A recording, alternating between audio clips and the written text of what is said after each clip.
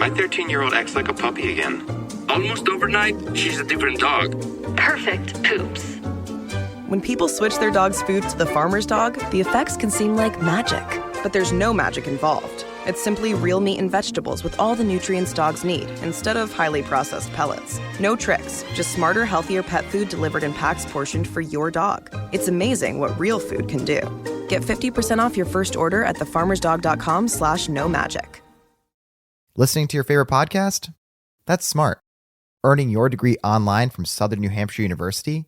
That's really smart. With 24/7 access to coursework, no set class times, and dedicated student support, you can go to school when and where it works for you. Low online tuition means you can even do it for less. And dedicated student support means we'll be with you from day one to graduation and beyond. Join a community of learners just like you. Go to snhu.edu today to start your free application. From executive producer Jimmy Kimmel. What's up, team? Just two people can't launch a brand. It takes a village. We are MMD Hollywood. Wowee. Which stands for medical marijuana. Due to restrictions, we can't tell you everything about our new reality series. But what we can say is the idea behind it is fully baked.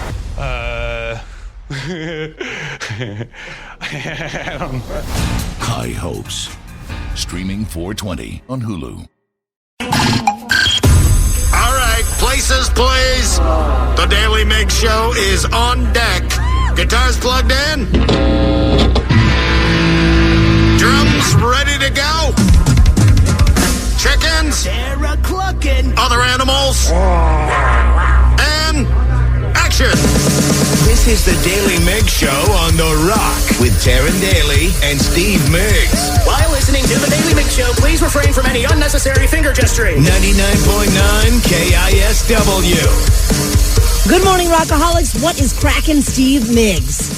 Oh, hopefully good news for the Kraken tonight. Oh, fingers crossed. Right?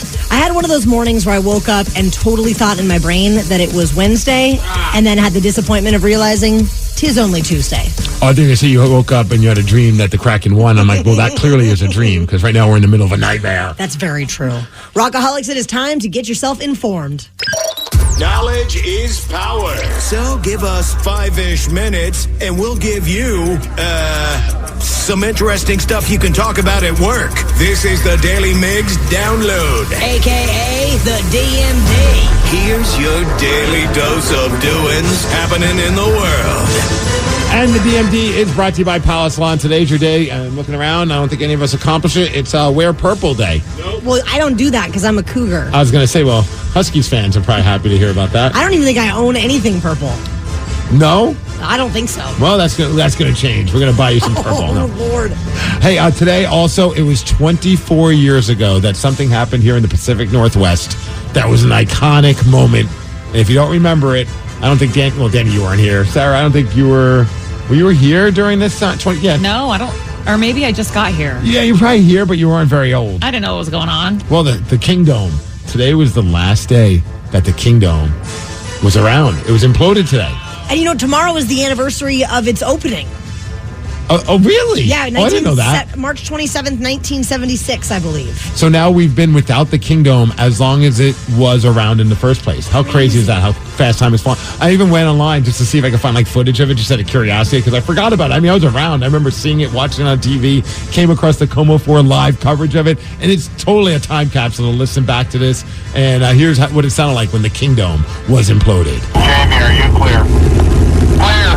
There are 5,500 holes drilled in that building right now. Most of them are filled with explosives. We will see a ring of lightning effect go around the top of the Kingdome. Seattle says goodbye to the Kingdome, and so do we. Fire. Fire.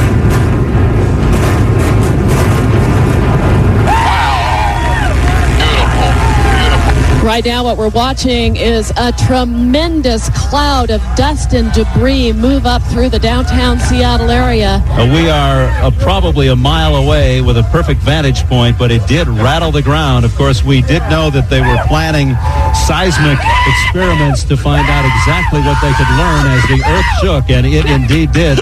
I love how people are just fired up about the Kingdome just being imploded. They sound unhinged. That's right. They're like, this is amazing! It was smoke everywhere. everywhere. It was pretty crazy. Oh, yeah. So farewell to the Kingdom. That's, of course, where the Seahawks played. The Mariners played there as well. Speaking of the Mariners, we are just a couple of days away from the big start of the season. They're going to be taking on the Boston Red Sox at T-Mobile Park. Unfortunately, though, I mean, obviously he wouldn't be starting. He's their number 5 starter, but a lot of people are talking about the starting 5 for the Mariners and how dominant they should be, a young group. Some are even considering, I think Major League Baseball even like on their website listed them as the top starting 5, but they're going to be without Brian Wu, who's their number 5 starter, because I guess he just recently got injured. He's going to be on a 15-day injured list, which that's going to be a little scary because one of the issues with the Mariners also is there's not a lot of depth with their pitching. So the last thing you want is one of your starting 5 to be injured before the season even starts. Yikes. Shohei Ohtani has denied involvement in the sports betting fiasco that's going on right now, and his interpreter, Ippei Mizuhara, is, they're investigating him right now for stealing money from Shohei Ohtani. And amid all of these allegations of illegal gambling, Ohtani had a little press conference where he just kind of said how shocked and saddened and disappointed he is by all of this. I love how they called it a press conference. It was more just like I'm going to pop in, no video, no questions. And it's just like, well, what, is that a press conference? And now Mizuhara has been fired by the Dodgers following all of these reports and ties to an illegal bookmaker and all these substantial debts. Pretty wild story. And then did you see Pete Rose, of course? You know, everyone's looking at him because he's the guy that's been banned from baseball. He's never going to go into the Hall of Fame because of all the gambling stuff that he did back in the day. And he's in Vegas hanging out with some dude. And, of course, had to have, some kind of a snarky comment about what's going on when talking about what's going on with Ohtani. Well, back in the 70s and 80s, I wish I'd have had an interpreter. I'd be scot-free. No, you know what? If you just didn't gamble, you would also be scot-free there, Pete Rose. For sure. P. Diddy, also known as Sean Combs, is reportedly on the run. Federal authorities have raided his homes all across the country over alleged sex trafficking. Did you see this story? This is bonkers. Completely blowing my mind right now. They said that his private jet landed in Antigua, and they don't know if he was on board or not. He might be on the run. The Department of Homeland Security has raided places in L.A., Miami, and New York. And TMZ has shared some pictures and videos from 2 of the raids, including a shot of his kids in handcuffs. What? Yeah. Okay, so he's allegedly, it sounds like he's in another country. He's like, deuces.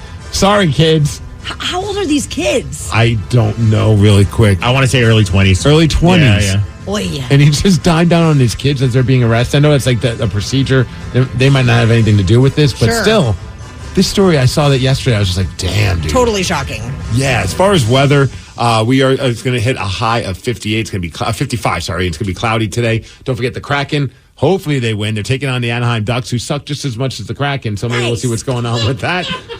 The TMD is brought to you by Kia Puyallup, and that's what's up. We could sum up our collective day yesterday with these 3 things. Toddlers, bagels, and stripper poles. What does that even mean? We're going to tell you at 6:20. Yes, the Daly Migs Show. My 13-year-old acts like a puppy again. Almost overnight, she's a different dog. Perfect poops. When people switch their dog's food to the farmer's dog, the effects can seem like magic. But there's no magic involved. It's simply real meat and vegetables with all the nutrients dogs need, instead of highly processed pellets. No tricks, just smarter, healthier pet food delivered in packs portioned for your dog. It's amazing what real food can do. Get 50% off your first order at thefarmersdog.com/no-magic. From executive producer Jimmy Kimmel. What's up, team? Just 2 people can't launch a brand. It takes a village. We are MMD Hollywood. Wow, which stands for medical marijuana. Due to restrictions, we can't tell you everything about our new reality series. But what we can say is the idea behind it is fully baked.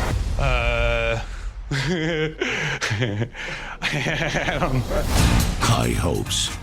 Streaming 4/20 on Hulu. Listening to your favorite podcast? That's smart. Earning your degree online from Southern New Hampshire University? That's really smart. With 24/7 access to coursework, no set class times, and dedicated student support, you can go to school when and where it works for you.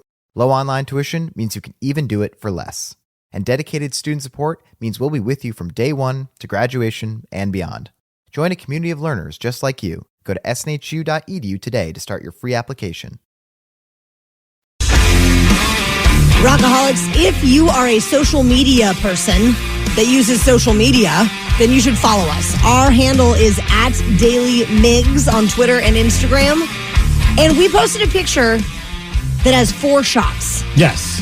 4 things that summed up our days yesterday. And the best way to sum up these 4 shots is toddlers, bagels, and stripper poles. Yeah. Which I think is very odd. We all have super different interests. It does kind of illustrate just the weirdness that is happening in our lives the moment 10 o'clock hits, and then we eventually go home and try and live our normal, quote-unquote, normal lives. I don't think there's anything normal about any of our lives. No.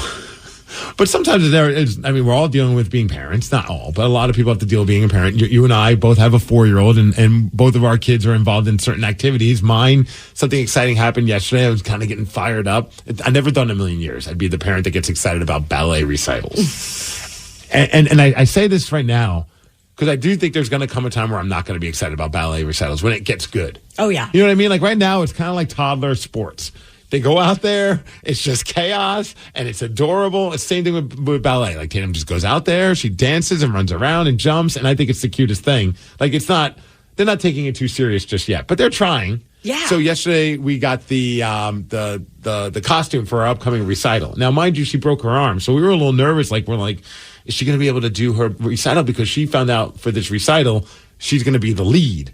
It's a big deal. That's a huge deal. She's leading 3 or 4 other girls in battle in the ballet trenches. They need a leader. And shout out to Elite School Dancers where we go. I mean, they were just like, we contacted them like, hey, she broke her arm. You know, it's like, hey, you know, obviously if she can do it, her spot's still here.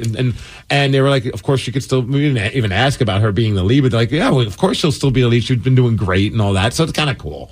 But she tried on the little outfit. It's an opal theme, so she's got like this weird, flashy looking. It's impressive, like some of these costumes that they do. But the nice thing is, next week the cast comes off. Oh my! That went so fast. I know. That's what my wife and I were just saying. We're like, this is crazy that the cast is finally coming off, and she'll be good to go. Arms will be moving in time for the big recital, which I honestly don't know when it is. It's in my calendar. But I did want to give a quick shout out to. I got it in my calendar. I know not to do anything. Whatever day it is, I don't do anything. That's all I know. Dance dad life. I don't know.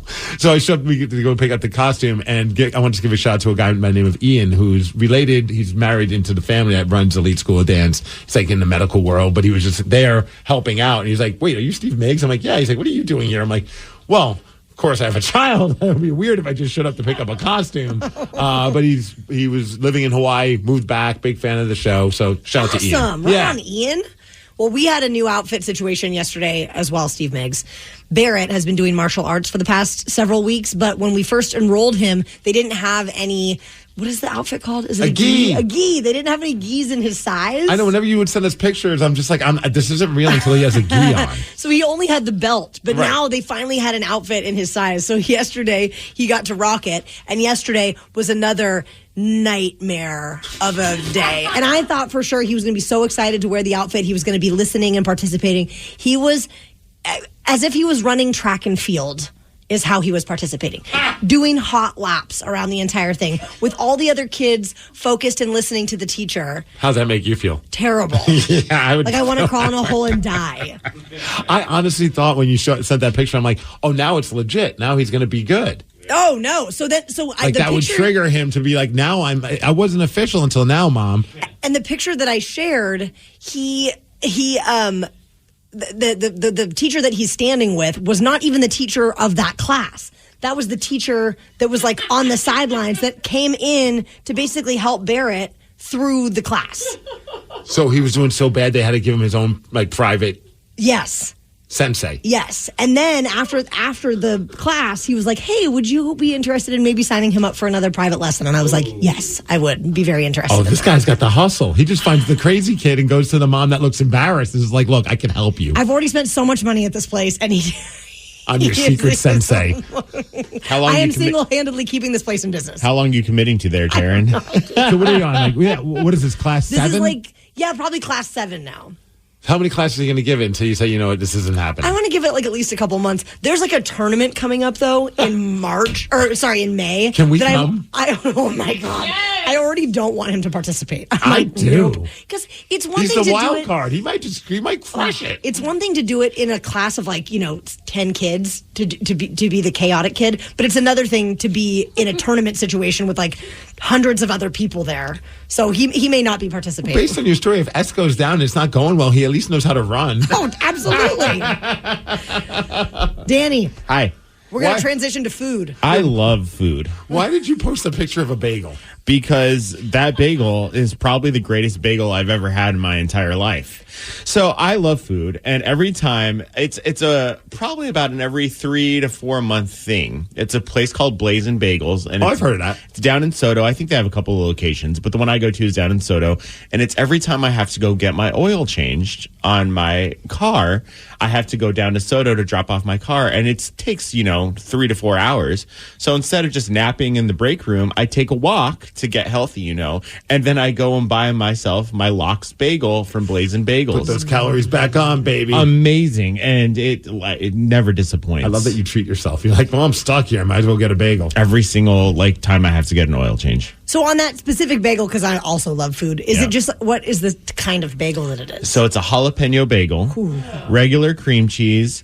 It has the lox, the capers, the red onions, and it is quite possibly the best thing that I've ever put in my mouth. Are you right now, Taryn? Are you disgusted or are you having a happy moment? I'm having a happy moment. Okay, I couldn't would tell. eat that right. I think on the other side of you, it's disgusted because Sarah hates good food. I literally asked Danny what he was doing yesterday, and he was just so excited about this bagel. He was like, I get to get a bagel today. And then I asked him what he's getting, and I think this all is so gross. Well, you don't eat meat, so you're not down with lox. No, but then the red onion, it's so flavorful. So and then he gets a jalapeno bagel, too. That's so much happening in the mouth. I'd be all over it. Yeah. So Danny's a fan of food with holes in it. Now it's a weird transition to why did you post a picture of you on a stripper pole there, Sarah?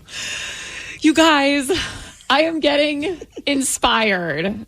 You probably know, I don't know, but I used to have a pole. Well, I still kind of do. And Where are we going with this right now? You're being inspired. I'm being inspired. I loved pole dancing. I haven't done it in a while, but the new season of So You Think You Can Dance is out, and I've been binging it. And I am just, now they don't pole dance on that show, but I was about to say, I'm going to go back and watch it if that's the case. For sure. But their movement and their passion and the way some people can just contort their bodies. I literally was looking up pole classes to maybe start taking them again. Hell yeah. I know of one called Deja Vu. There's one called Foxes. Do they have lessons? I believe Rick's. Yeah, no. Hey, if they did, I would so be down. But that would be funny if they did lessons during the day. Oh, dude, that'd be like a great side hustle for the strippers. They've got the poles. That's all you need. Right. Poles in your body. And a comfortable couch to rest on when you're not doing the pole stuff. When you're just watching everyone else. Yeah. But I'm like, I don't know. I started looking up different studios around where I live, and then I just got so nervous to start back up again. I don't know what it is. I don't know if that's my youth. I don't know if I'm nervous, I'm too old for this, or I can't do what I was doing in the picture. I mean, you don't know until you try. I know. Rip the Band-Aid off. Let's get to a class. I know. I need a buddy. Do not look at me. Okay. Both Danny and I just turned and looked right at Taryn. I am gravitationally challenged. I feel like I would really hurt myself. Maybe the sensei that's helping Barrett out could give you some private lessons on how to do Maybe he could be my buddy. Rockaholic Sarah is thinking of taking up dancing again. So what is something that you used to do and want to get back into? 206-803-ROCK. We will take your calls after Tom Petty. The Daily Migs Show. Rockaholics, our friend Sarah is thinking about getting back into dancing. So we wanted to ask you, what is something you used to do and you want to do it again? 206-803-ROCK. Chris in Marysville, you're not exactly a race car driver. What do you like to race? So when I was a kid, I used to get into lawnmower racing. What? Lawnmower racing? Lawnmower racing. That's a thing? Yes, it is. That's United amazing. States Lawnmower Racing Association. Oh, my gosh. I never knew about this. I need to YouTube it. That sounds like a blast. Oh, yes. It was extremely fun. I had the fastest I ever had a lawnmower go was 71 miles an hour. What? That is not what I was expecting to hear. Are you mowing lawns while doing it, or is it just like the motor's not? You're not doing any of that. It's just straight up just racing. Oh, just straight up racing. So you take the lawnmower blades off the deck. You have to have actual mowing deck on the bottom of the lawnmower, and there's different classes that you can run. That makes sense. You got to keep it legal. Yes. So you're in Marysville now, Chris, but where did the bulk of this lawnmower racing take place when you were younger? Riverside, Michigan. Oh, my gosh. So is there a local Pacific Northwest Lawnmower Racing Association? There's a couple places around here that do it. I haven't got into it. It's been about, I would say about 18 years since I did it.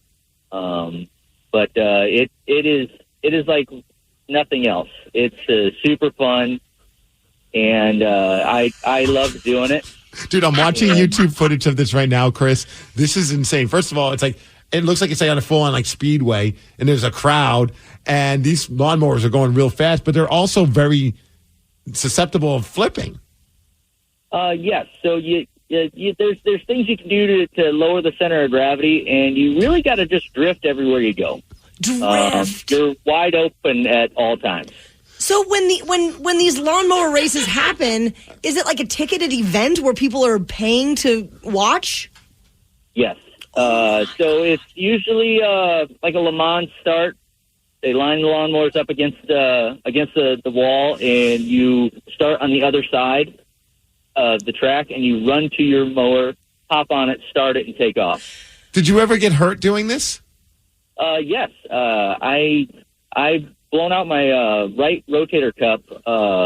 I wrecked it going around a corner. I ran a 3-speed manual with a clutch. Jeez. And custom built motor. I used to build my own motors, build my own transmissions, and I was sliding around a corner, and I grabbed third gear, and I went a little bit too sideways, and my arm got caught in my steering wheel as I rolled into a set of trees. Oh man! Yeah. So in the lawnmower racing community, are there well-known top racers? Yes, there is. I haven't been up to date on it for a very long time. So most of the guys that I used to look up to, and when I was a kid, aren't racing no more. There's still a few of them. I think the guy, one of the guys I used to watch was I think Brian Sullivan. I think, but that was long time ago. Are there any like fun, like random also competitions, like a push lawnmower race as well? Like for people that just run on their foot holding a lawnmower just for like added comedy while you guys are having these events? They used to do barstool races out there. But I think the funniest thing that's ever happened to me was, so this is pretty wild. I had just built my new motor, re-geared my mower, because you make them go fast by the gearing on it, the belts. Okay. You put a big pulley on the front, on the bottom of the motor, and you put a small pulley on the back. So I ran a 7-to-1, and I didn't know how fast it would go. And the highway that I lived next to had a 1-mile stretch between exits, and there was a speed trap in the middle. Well, I wanted to see how fast my mower would go, so I hopped onto the highway to see how fast I could get it. Okay. Well, I got pulled over by a state trooper, and he pulled me over for speeding on the highway, 71 and a 65. Oh, my God. What was that conversation like with the state trooper? He's like, what are you driving right now? And why are you going 71 miles per hour with it? So he walked up to me, and I was in my racing gear. Obviously, I had my neck brace on, my leathers, my gloves, my boots, everything. And I had my tether on and everything. And he walked up to me. He didn't say a word. He just kind of had his hands on his hips. He looked at me, looked at my mower, and said, "What are you doing, man?" That's the best. And I looked at him. I said, "Honestly, sir, I was just trying to see how fast my mower went. I knew I could do at least the speed limit, 55. I just wanted to see how fast it would go." And so he was like, I'm not going to give you a ticket. I didn't call you in because I didn't want to get laughed at over the radio. He said, but I can't let you leave. So he made me call my dad, who was just down the road. He was about a mile down the road. He was at work, and I called him up, and I told my dad what happened, and he was like, all right, I'll be there in a little bit. And he came, picked me up, and the state trooper was like, do you know your kid was out doing this? And he was like, well, I knew he built a new motor. He's like, yeah, this is what he does. This is what he does. Hey, Chris, people are texting in. Apparently in Morton, there's lawnmower races during the Lager Jubilee. So the Loggers Jubilee, that's there we right. go. Boom. Oh, hell yes. Hey, Chris, by the way, if you do get back into lawnmower racing, will you please keep us posted on when we can go and watch? Okay, yeah, I'll give you guys a call. I've been looking for, I've been trying to find an older mower with the transmission that I want to run. It's just really, really hard finding a 3-speed manual lawnmower anymore. They stopped making them back in the early 80s, so you can do it with a few other ones. That's just the transmission that I prefer running. Right on, Chris. Right on, my man. That's Thanks, awesome. Chris. Rock on. We don't have the money to give it to you, but if we give you a sticker, put it on there. My gosh. We'll be an unofficial sponsor. That would be the best ever. Yes. We're into the lawnmower racing now. Yeah, apparently a lot of people lawnmower races in Morton during the summer festival. Another person says, Morton Loggers Jubilee in Morton, Washington does lawnmower races. I have friends that go to that. Now I need to go. Yes. Right on. Well, Rockaholics, how would you like to beat Steve? He is currently 72 wins, 20 losses, and 10 ties in 2024. 206-803-ROCK. We'll play Beat Migs at 6:50. The Daly Migs Show. My 13-year-old acts like a puppy again. Almost overnight, she's a different dog. Perfect poops. When people switch their dog's food to the farmer's dog, the effects can seem like magic. But there's no magic involved. It's simply real meat and vegetables with all the nutrients dogs need, instead of highly processed pellets. No tricks, just smarter, healthier pet food delivered in packs portioned for your dog. It's amazing what real food can do. Get 50% off your first order at thefarmersdog.com/no-magic. From executive producer Jimmy Kimmel. What's up, team? Just two people can't launch a brand. It takes a village. We are MMD Hollywood. Wow, which stands for medical marijuana. Due to restrictions, we can't tell you everything about our new reality series. But what we can say is the idea behind it is fully baked.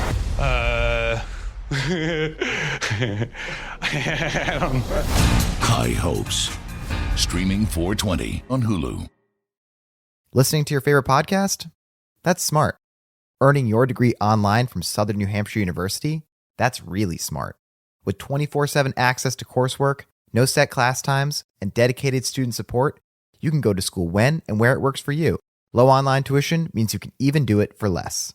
And dedicated student support means we'll be with you from day one to graduation and beyond. Join a community of learners just like you. Go to snhu.edu today to start your free application. My 13-year-old acts like a puppy again.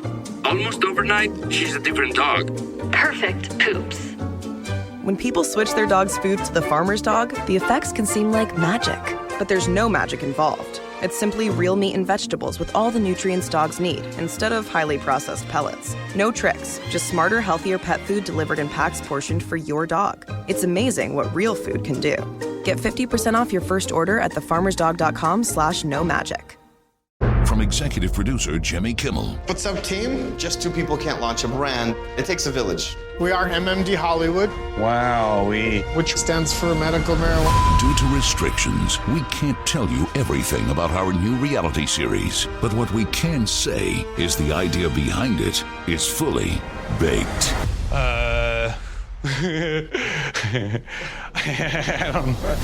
High Hopes. Streaming 4/20 on Hulu. Listening to your favorite podcast? That's smart. Earning your degree online from Southern New Hampshire University? That's really smart. With 24/7 access to coursework, no set class times, and dedicated student support, you can go to school when and where it works for you. Low online tuition means you can even do it for less. And dedicated student support means we'll be with you from day one to graduation and beyond. Join a community of learners just like you. Go to snhu.edu today to start your free application.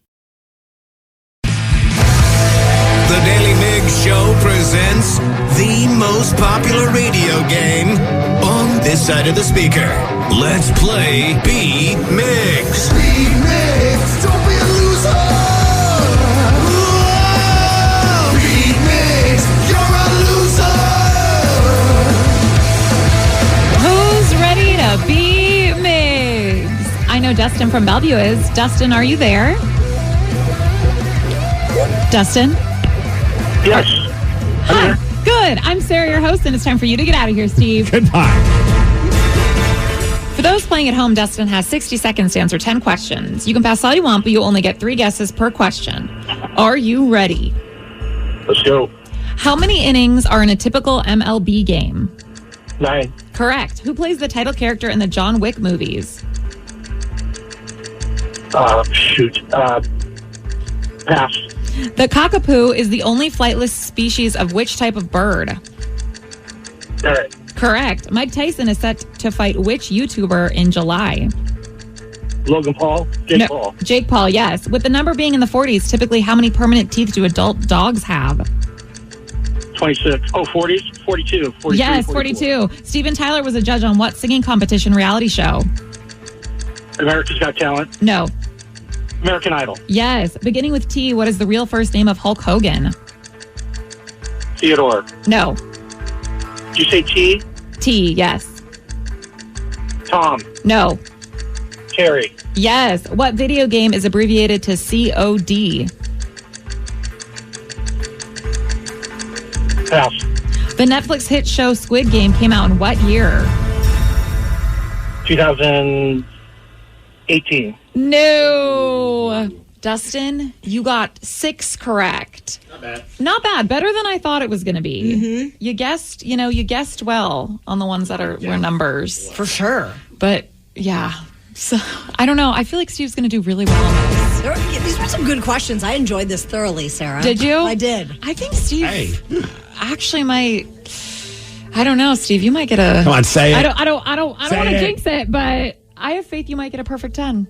Oh, see, you don't call a no-hitter. You told me to say it. You don't say this guy's about to have a shutout.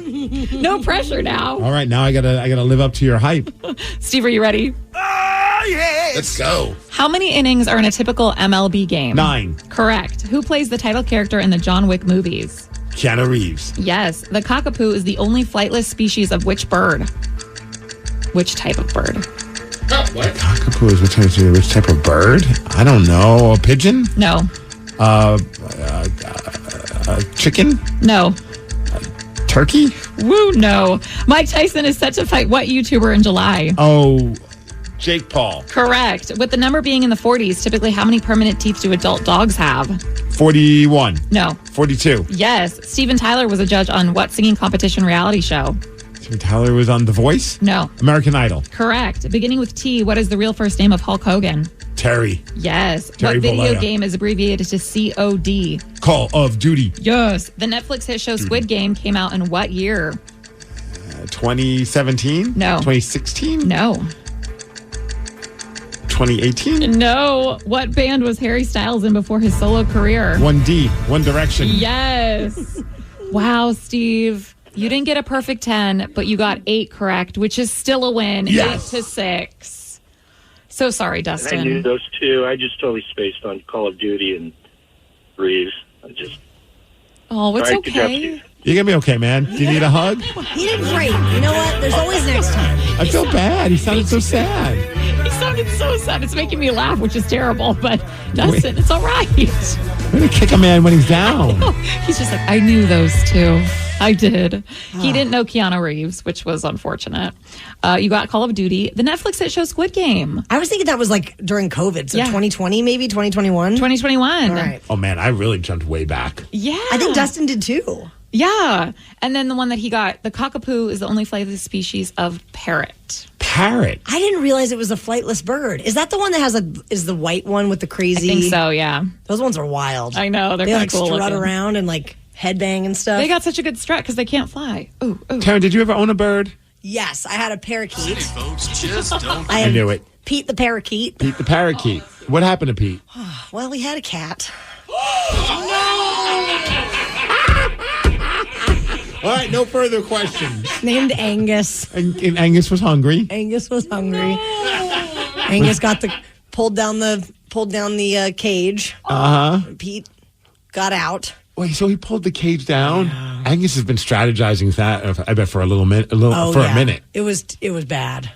Feathers everywhere. I've seen that Looney Tunes episode. It never ended that way, though. Yeah, Sylvester the cat. Was it Sylvester? Yeah, of course it was. He never had as much success as Angus over there. Old Gus.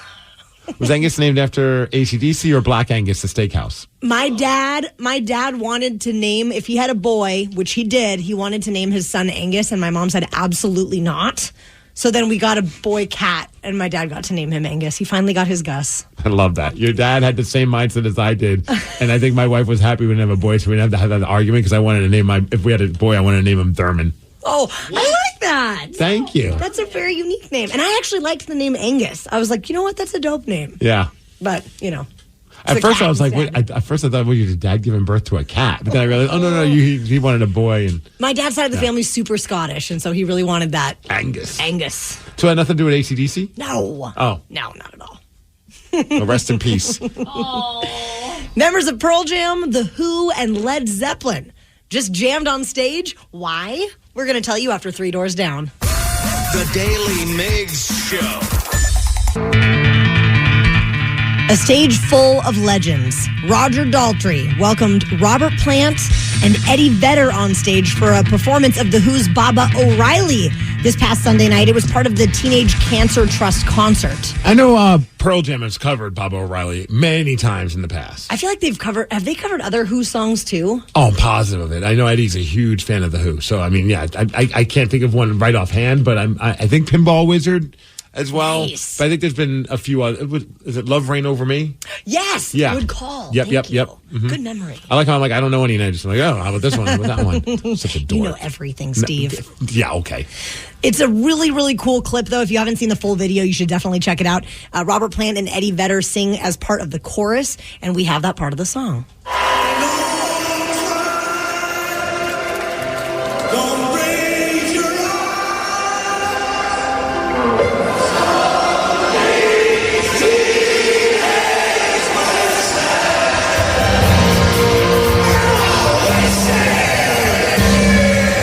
Okay, there's Eddie. I'm like trying to hear Eddie's voice, and all of a sudden you just hear like he's like something he had maybe a bottle of wine. He's like, yeah, this is awesome, guys. Do you think, even though you're Eddie Vedder, and obviously Pearl Jam's been a massive band forever, and they've been around for a minute, but do you think he still has those moments like, what the hell am I doing up on stage with members of The Who and also Robert Plant from Led Zeppelin? That's got to be still a surreal moment for him, because he was a music fan before he became a rock star. Absolutely. I would say that's got to be a career highlight. And I would love to experience that moment of the entire crowd singing back to you. Like, I know, Danny, you probably experienced that a little bit over at Emo Night. Oh, yeah. You know, where everyone's singing, but it wasn't your songs, obviously. But still, that's a surreal feeling. Like, even when I got to play drums with Stone Temple Pilots for that one song, for Sex Type thing, you could feel the crowd singing back to you, which is cool, but I didn't have anything to do with the writing of the song. I can't imagine if, like, one day you were in a practice space or in your apartment, you wrote this song, and then the next time you perform it's in front of thousands upon thousands of people who are just screaming it back to you. Also, when you played with Stone Temple Pilots, you got to count them in with the sticks, dude. I mean, that's pretty dope. You know what I mean? Yeah, I don't know if I did the sticks. I think I did the hi-hat there, Karen, but thanks for paying attention. But so cool, though. It was. Legendary. That was the most nerve-wracking part. Because that sets the tempo for the song. Yeah. And if I'm playing it too fast, people are going to be like, what the hell? And the band would be that way too. And if I'm playing it too slow, that's a struggle. It's like a mental metronome right there. Dude, the moment was amazing. Was like, we were about like maybe 15, 20 seconds into the song and we're playing it. And I'm like, oh boy, am I doing it right? Because I'm up there on stage with the members of Stone Temple Pilots, one of my all-time favorite bands. And then the bassist, Robert Daly, gets on the stage riser right next to me and he's looking at me. I'm like, this is the moment of truth. He's either going to be like, slow it down, speed it up. And he just looks at me. I'm like, what's he going to do? What's he going to do? And he gives me this look, and I can read his lips. And he just goes, F yeah. Oh. And I was like, that just changed everything. Now I'm like, F yeah. And then the guitarist Dean comes over. I think they were just happy that I didn't ruin the song for them. I think it was like, they were like, he's getting by just fine. What's a big risk to take? Like, yeah, we're just going to let this guy come up and play with us. No rehearsal. No rehearsal. They offered to have a rehearsal, but they were in the middle of eating lunch. And I was like, I feel like I know the song. I've covered it with my band. I know how to play it. And both Glenn and I, who I did it with, Glenn Cannon, we're just like, you guys can finish your lunch. We're fine. And they're like, you sure about that? And we're like, it's really up to you guys. I mean, you're putting a lot of faith in us. We feel good about it. But if you guys feel weird about it, we can run through it with you. And they're like, we trust you. I'm like, that's crazy. What if we didn't know how to play the song? That would be hysterical. That'd be the funniest moment ever. Rockaholics, you are listening to the Daily Migs Show. Give us a follow on social media at Daily Migs. You mentioned the Daily Migs Show on social media. We did get a Facebook direct message yesterday, and I thought it'd be fun to bring this one up since you mentioned it. All right. So it came from Jessica, and she said, hey, guys, I loved it when you guys would go home, ask your partner some weird questions. I always love their response, especially George. George is Sarah's husband. My husband and I were at a party over the weekend where the question was asked, and it led to some uncomfortable answers, so I thought it'd be fun for you guys to ask this question to your partners as well. Oh, boy. The question was, if you were a plastic surgeon, what would you fix on your partner? So, in other words, what would you fix on Taryn, Steve, Sarah, or Danny? I want to hear what George will say just to hear Sarah's reply. LOL. LOL. I can only imagine what he's going to say. What do you think he would say? If we did this, if you went home today and you're like, hey, George, if you were a plastic surgeon, what would you fix on me? What would he say? I think there's probably a few things, but I think he's most likely going to say, give me some boobs. Oh. You think? I do. I do think. That's funny because I'm pretty sure Sid would say the same thing about me. Really? I think yours look great. Thank you. I've been trying hard. Yeah, I think that's what he's going to. I don't know. Oh, gosh. I mean, that's probably what Brad would say about me. Boobs? Yeah, not that he I mind more that they're now mom boobs. They're not regular boobs. I was like, not that I look really, but you got boobs, girl. Yeah, but what are we you doing? haven't seen them with my bra off, Sarah. I'm blaming Jessica right now for this question. Meat and the stupid sandwich. I just say every time I look over, you made that comment a while back. I'm like, wow, these two are just having I'm Steve Migs, the meat and the stupid sandwich. Let me introduce you to the bread. Taryn, Daly, and Sarah. So you think Brad would say maybe a little perkier? I mean, I would definitely say that, so maybe he would say that too. I don't know. I feel like that's the safe answer. I feel like that's the answer you can give without getting in trouble. Yeah. Rather than saying, like, her face. Do we say with the exception of boobs? Ooh. Okay. I feel like Danny and I are safe in this one. Oh, 100%. Yeah. I don't even know what my wife would say. Like maybe like a butt lift. I don't know. Oh, my gosh. Probably not. What if she surprises you and she's just like, I would give you hair? No, she won't say that. I'm just saying, you never know. What if it was a big surprise? Would a lobotomy be included in a brain? Can she fix my brain? Is that included in plastic surgery? Oh, boy. Do we do this? Yeah. I'm in. I feel like Danny and I are totally safe in this. I am curious what my wife... She'll probably say nothing. What do you think Linda's going to say? You're perfect just the way you are. No, she just doesn't know. She's like, I don't think anything can polish that turd. Not enough lipstick to put on that pig. Plastic surgery, I think maybe she would just tell me that I needed, like, she'd be like, oh, probably liposuction, so you'd stop bitching about how you're overweight. Okay, now I'm kind of curious to see what Linda's going to say. I have a feeling. Typically, she's got some colorful language when she says this stuff, too. Yeah. She does. I love it. Oh, do we dare do this? We're going to do this. For Jessica? It's all for Jessica. Great. All glory to Jessica. We're going to go home and ask our partners this question. And tomorrow, at this time, 7 a.m., we'll play back what our partners say. All right, it's a deal. Oh, man, George is going to be the MVP. Are we saying with the exception of breasts? I think let it go first, and then if he says it, then say, okay, well, what else? Okay, if I like that. If we took out boobs, yeah. What's answer number 2? Okay. Well, it was 24 years ago today that one of the most iconic moments in Seattle happened. We're going to tell you exactly what it was at 7:20. The Daily Migs Show. My 13-year-old acts like a puppy again. Almost overnight, she's a different dog. Perfect poops. When people switch their dog's food to the farmer's dog, the effects can seem like magic. But there's no magic involved. It's simply real meat and vegetables with all the nutrients dogs need, instead of highly processed pellets. No tricks, just smarter, healthier pet food delivered in packs portioned for your dog. It's amazing what real food can do. Get 50% off your first order at thefarmersdog.com/no magic. From executive producer Jimmy Kimmel. What's up, team? Just two people can't launch a brand. It takes a village. We are MMD Hollywood. Wow, which stands for medical marijuana. Due to restrictions, we can't tell you everything about our new reality series. But what we can say is the idea behind it is fully baked. I don't know. High Hopes. Streaming 4/20 on Hulu. Listening to your favorite podcast? That's smart. Earning your degree online from Southern New Hampshire University? That's really smart. With 24/7 access to coursework, no set class times, and dedicated student support, you can go to school when and where it works for you. Low online tuition means you can even do it for less. And dedicated student support means we'll be with you from day one to graduation and beyond. Join a community of learners just like you. Go to snhu.edu today to start your free application. Rockaholics, what is a historic moment that happened here in Seattle where you were part of it or you witnessed it? Call us up now, 206-803-ROCK. It was 24 years ago today that the Kingdom was imploded. Oh, 24 like Ken Griffey Jr. Oh. Conspiracy. What's the conspiracy? I don't know what it is. That he's the reason why it imploded? That's the reason. Well, maybe he got to push the button. He imploded it, and then he went to Cincinnati.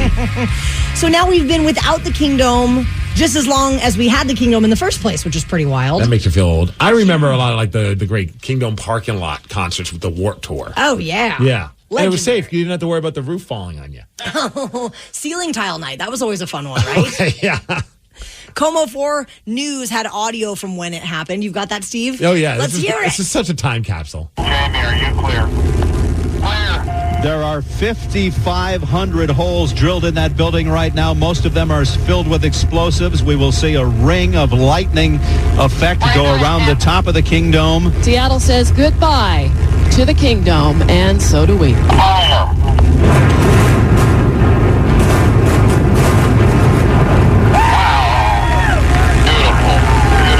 Right now, what we're watching is a tremendous cloud of dust and debris move up through the downtown Seattle area. We are probably a mile away with a perfect vantage point, but it did rattle the ground. Of course, we did know that they were planning seismic experiments to find out exactly what they could learn as the earth shook, and it indeed did. That's my favorite part, is whoever's hanging out watching this happen clearly was drinking, and it was like celebrating the implosion of the Kingdom. People were partying. They were crazy. What a fun thing to see. But what about somebody that was there in a little bit more intimate way? Okay. We've got Bob from Bonnie Lake on the phone. Bob, you were part of the demolishing of the Kingdom, and you actually have some pieces of it. Yeah, when I was a kid growing up, my dad had season tickets to the Seahawks, and we'd always go to the Kingdom and watch it. And I just thought it'd be kind of a cool thing to keep. I don't know why, but I did. Oh, I bet you're not the only one. I bet there's a bunch of people that have like a piece of the Kingdom as well. Yeah, I would think so. I mean, we were hauling off dump truck loads of concrete and rebar, and I got a piece of rebar that's probably the size of your fist, and it's probably only 16 or 18 inches long, and it weighs probably 60 or 70 pounds. Oh, wow. Yeah. Well, that's a pretty big steel in there. Where do you keep that piece? Where are you keeping that? It's in my garage. I know exactly where it's at. It's kind of buried, but I know exactly where it's at. So, Bob, as far as working on that demolition, you were more on the back end of the removal process? Exactly. We were loading out dump trucks, and just hauling it off. Do you have any idea how many dump trucks loads were involved? Are you asking this on behalf of your kid? Yes, Garrett would go crazy. He loves a dump truck.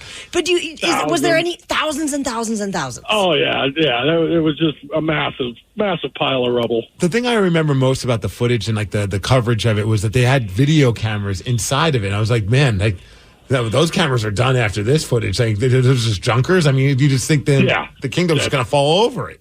Yeah, that stuff's gone. Yeah, dude, it's crazy to think like now, like when you drive by there, like that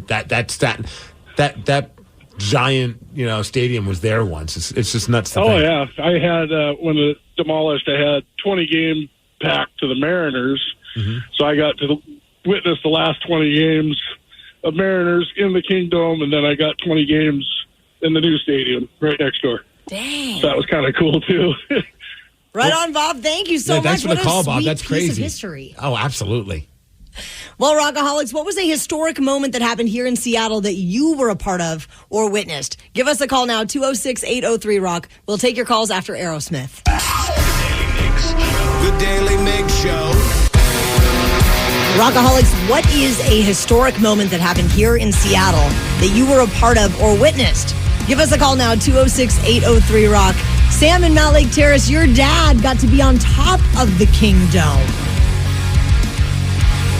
Yeah, back in, obviously, 76 or something, 75 when it was being built. My dad was the president of the Seattle Master Builders Association, and he got an opportunity to go up on top of the Kingdome when it was being built. It was completely cemented in, and took pictures from the top of the roof down into the center of the Kingdome. Do you still have that picture? We do. My family does. Awesome. Somewhere. There's several pictures of it. He, at that time, he was quite a bit younger. He's now passed away, but yeah, we have all the pictures of it. And my brother was probably with him at the same time, who has taken over his business. Well, right on. Yeah, I was going to say, I hope you have a picture still of that, because what a great memory to have. For sure. Even though it's not around anymore, when I think about like the throwback jerseys for the Seahawks, and on the inside in the collar, they've got the little like drawing of the Kingdome. It was such an iconic looking building. Like when I just see that picture and the drawing of it, it's just something it just brings back nostalgia. And then if you have your dad on top of it, what a great shot. Jessica in Paulsbo, you were there. You saw the Kingdome come down in person. And how close were you? So we were in a clearing that was just on the other side of I-5, and my family and I decided to go. I was actually 15 at the time when it happened, and we parked up in this neighborhood up above this clearing that we'd found and decided to hike down through the trees and the bushes to get there. And then discovered there was a ton of other people that also found this clearing and had the same idea. Well, we waited around for it, watched the whole thing come down, and then all of a sudden, as we're all kind of hanging out, chit-chatting, we realized there was a huge plume of dust that was headed straight for us. Oh, damn. So we all had to now run and try to make it back up this huge, steep, grassy, bushy hill in order to get back up to our vehicles and out of the way. Did you inhale any of the dust, or did you get away? No, we made it out just in time, but it definitely was like an OS moment. Hey, Jessica, real quick then, you were 15. Was this something that you wanted to do, or was your parents making you do it, and now looking back that you're glad that you did it? So I went to my very first Seahawks game when I was 12 years old in the Kingdome.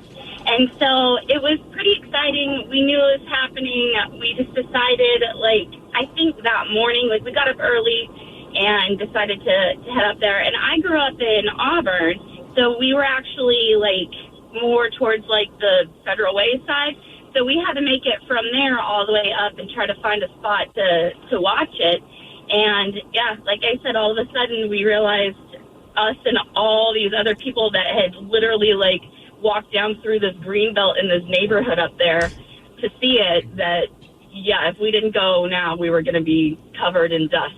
That's awesome. A little dusty. It was crazy how many people having watch parties, getting down there to witness it, because it's such a big moment. And it was somebody even texted in saying, I remember seeing it. I woke up because my infant daughter woke up, and I was flipping through the channels, and I saw it live on TV while I was living in San Diego. Wild. I forgot that it wasn't just here, locally, that they showed the footage. It was all across the country. Big news. We actually even got a message from Corey, a Rockaholic, on our Facebook page.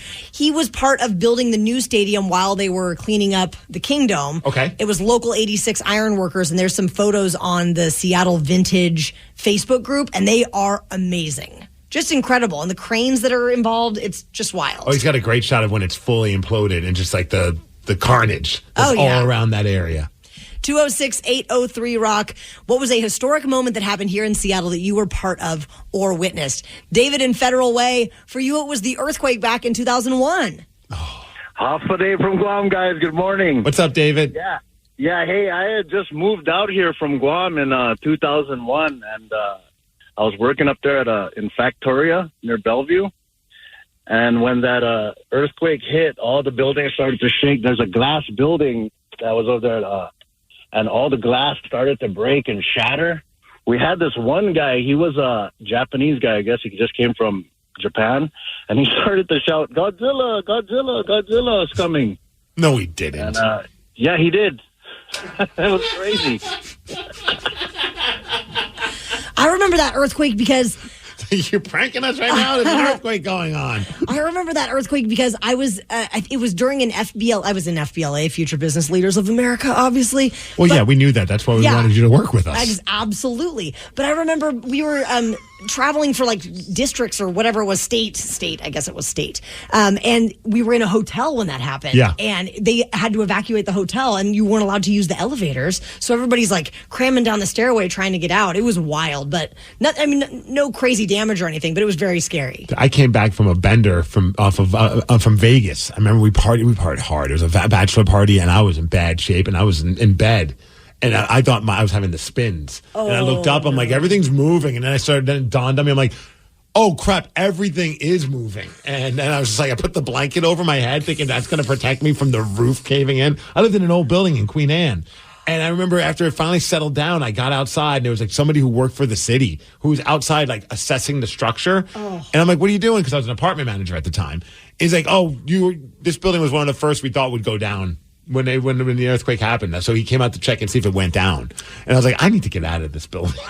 Can I just point out the contrast in those stories? Taryn on an FBLA field trip, and Steve on back from a Vegas bender. Yeah, massive bender, dude. I think I was still wasted. I got off the plane, got to my apartment, passed out, woke up to the earthquake. Oh my God. It was awful. That would be awful. It was terrible. If you weren't already puking, that would probably start you. Right, the whole room is moving. Pukes. And everyone's like, yeah, it is. There's an earthquake, you idiot. Do you know, did that building ever get... No, it's still there. It's now a condo. They renovated it, but it's like right across the street from Climate Pledge Arena. I wish I still lived there. What a spot. Possum Paul in Hillsborough, you photographed the WTO protests of 99. I did. Wow. That had to have been insane. We have even got a text that says that they were in the middle of all those riots in 99, and it was crazy. It honestly was not as crazy as the press makes it out to be, but, well, there's a shock. It leads, right? Right. There were 40,000 people. We met at Husky Stadium, and people did their talks and everything about economic equality and whatever, and then we marched downtown, and there was a small percentage of asshats that wanted to vandalize police cars and set dumpsters on fire and break windows. Were those the people that were dressed as turtles? Was that during that time? Was that the turtle people? No, they were just all dressed in black. Oh, okay. I think I'm a different riots. There was some people came from Oregon. Teenage Mutant Ninja Turtles? Yes, they're dressed as turtles. That might have been a different situation. Now you're right. I remember now, like the footage of all the dudes that were just all decked out in all black. Oh, for sure. Yeah. Well, Rockaholics, we know that at some point... It was so weird, Danny. There was a time, I'm not kidding, it might have been the WTO riots. I remember I was working at the end at the time, and our building, and we were overlooking downtown, and we were just watching it from up above and like seeing all like the tear gas and all the craziness. Oh, yeah. One of my buddies, one of my old bandmates was in the middle of it. He got tear gassed and all that kind of stuff. But I think there were these like there were anarchists from Oregon that were dressed as turtles. Turtle power. Am I insane? I think you're just on acid, maybe. I mean, it was good acid then, because I've been thinking this for my entire life. And there were turtle anarchists. I remember watching the footage, but I do not remember that specific detail. But maybe you're right, Steve. Do some research and let us know. Well, I'm Googling it right now for you people. Well, Rockaholics, we know that at some point you have had a ridiculous run-in with the law. One that you'll never forget. Call us up now, as we would love to hear the story. And that story will give you a chance at winning tickets to see Breaking Benjamin and Stained. Call us up now, 206-803-ROCK. Wait, people dressed as sea turtles protesting the WTOs. Maybe you were a sea turtle. Give us a call. If you were one of the turtles, you definitely need to call us. 206-803-ROCK. We'll take your calls at 7:50. The Daily Migs Show. My 13-year-old acts like a puppy again. Almost overnight, she's a different dog. Perfect poops. When people switch their dog's food to the farmer's dog, the effects can seem like magic. But there's no magic involved. It's simply real meat and vegetables with all the nutrients dogs need, instead of highly processed pellets. No tricks, just smarter, healthier pet food delivered in packs portioned for your dog. It's amazing what real food can do. Get 50% off your first order at thefarmersdog.com/no magic. Listening to your favorite podcast? That's smart. Earning your degree online from Southern New Hampshire University? That's really smart. With 24/7 access to coursework, no set class times, and dedicated student support, you can go to school when and where it works for you. Low online tuition means you can even do it for less. And dedicated student support means we'll be with you from day one to graduation and beyond. Join a community of learners just like you. Go to snhu.edu today to start your free application. From executive producer Jimmy Kimmel. What's up, team? Just two people can't launch a brand. It takes a village. We are MMD Hollywood. Wow, which stands for medical marijuana. Due to restrictions, we can't tell you everything about our new reality series. But what we can say is the idea behind it is fully baked.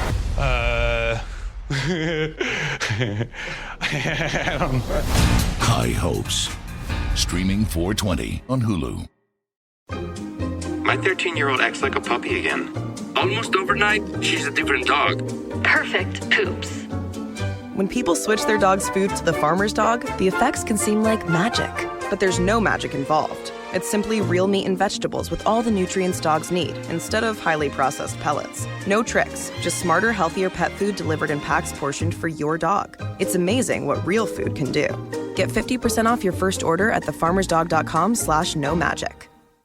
From executive producer Jimmy Kimmel. What's up, team? Just two people can't launch a brand. It takes a village. We are MMD Hollywood. Wow, which stands for medical marijuana. Due to restrictions, we can't tell you everything about our new reality series. But what we can say is the idea behind it is fully baked.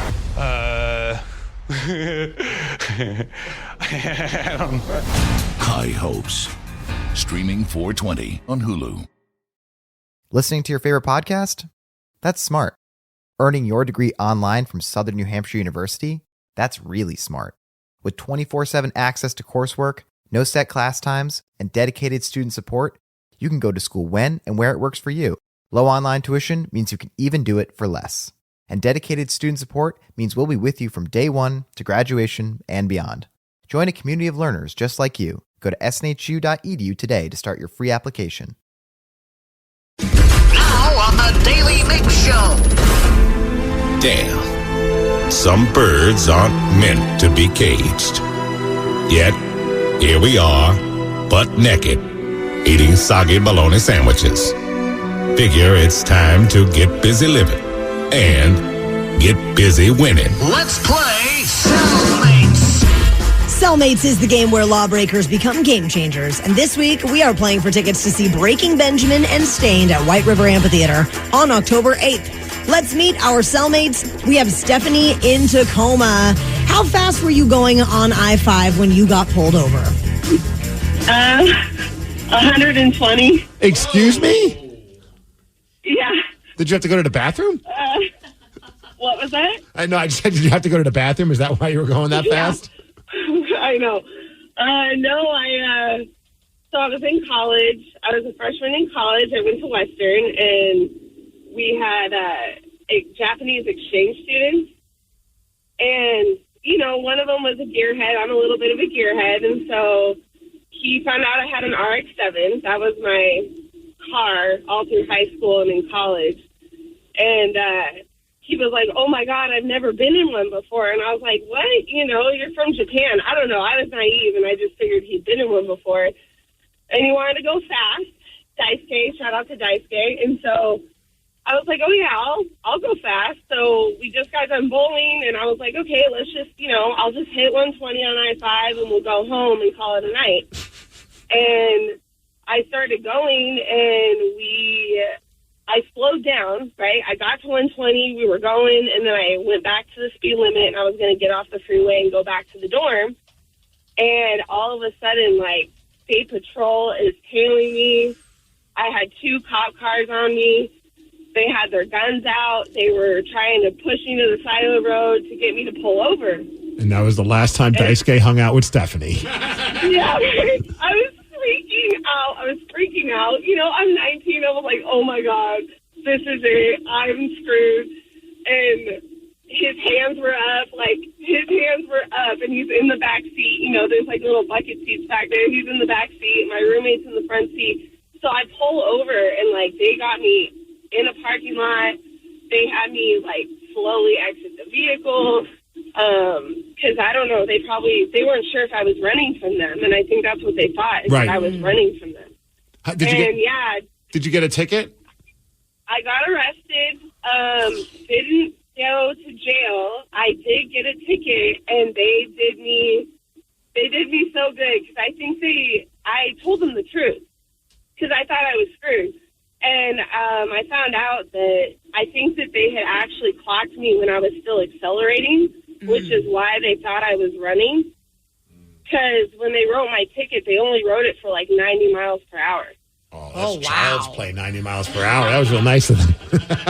Yeah, That's crazy. and I was like, oh, my God, you know. And they had, like, because when they pulled me over, they had guns out. I was getting out of the car. They threw my purse all over the street. Like, they cuffed me. And then I was telling Sarah, like, to top it off, I ripped my pants when they put me in the cop car because I had just washed them that night because we had gone out that night, you know, so I was looking cute, ripped my pants in the car, and I was wearing a I'm with Buttface t-shirt from the Ram. Buttface Amber. Oh, my God, I'm going to go to jail with a hole in my pants. And then I was Buttface shirt on, and my mom's going to kill me. And That would be the greatest mugshot, though. That would be my Instagram profile picture for life. I'm with Buttface. Buttface Amber was a delicious drink, though. Oh, yeah. It was so bad. Well, the nice thing is if the gun's being drawn on you made you pee your pants, at least your pants were ripped, so you didn't have to stain your pants. All right, Stephanie, we're going to meet your cellmate, who is John in Puyallup. John, your story is the classic driving without a license tale.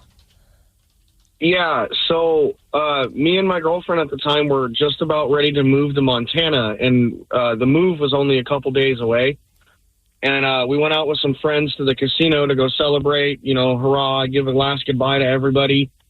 And on the way home, I made a bad decision and convinced my wife to let me drive the car, which we had just bought a brand new, not brand new, used, but new to us, 2008 Silverado for the move to Montana. And we're a block away from home. We were living in D Street in Tacoma, and I fishtailed the truck across 3 or 4 lanes of traffic. And right as I regained control and got it back into my lane, the scariest sound anyone can hear, the woo. And Ric Flair was behind you? I had quickly and as safely as humanly possible pulled that truck over in the blink of an eye. And like Stephanie said, you know, the honesty is the best thing you can do. Officer rolled down the window, you know, what are you doing? Said, look, we just got the truck. I don't have a license. I don't have insurance. This is my wife's car. We were just having fun. I just wanted to test it out. And so he takes wife's information and writes my name down, goes back to the truck for a little bit, comes back. I'm sweating absolute bullets. I'm like, I'm going to jail. We're not moving to Montana. The reason we were moving was my dad was in bad health. So I got all this, you know, just, I'm like in tears. I'm like, oh my God, I just ruined everything. And he comes back, he looks at me and he's just not happy. He looks at my wife and he goes, I suggest you get in the driver's seat. You guys get home and you have a good night. Yeah, just, I mean, the lights shined through.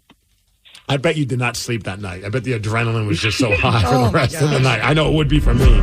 Well, Steve Migs, based on the severity of the crimes of our cellmates, who should go first in the game? I mean, both great stories, but we got to go with Buttface. That's not her name. She was with Buttface. Of course. Hey, it's a good beer, too. It is. Dude, it's such a good beer. I forgot all about that one at the Ram. All right, Stephanie, first question to you. True or false? Steven Tyler turned 76 today, making him the oldest member of the current Aerosmith lineup. Oh. True? Correct. Yeah. All right, John, if you get this right, the game continues. If you get it wrong, Stephanie is our winner. John, no pressure. Yeah, right? what year was the Kingdome imploded? Uh-oh.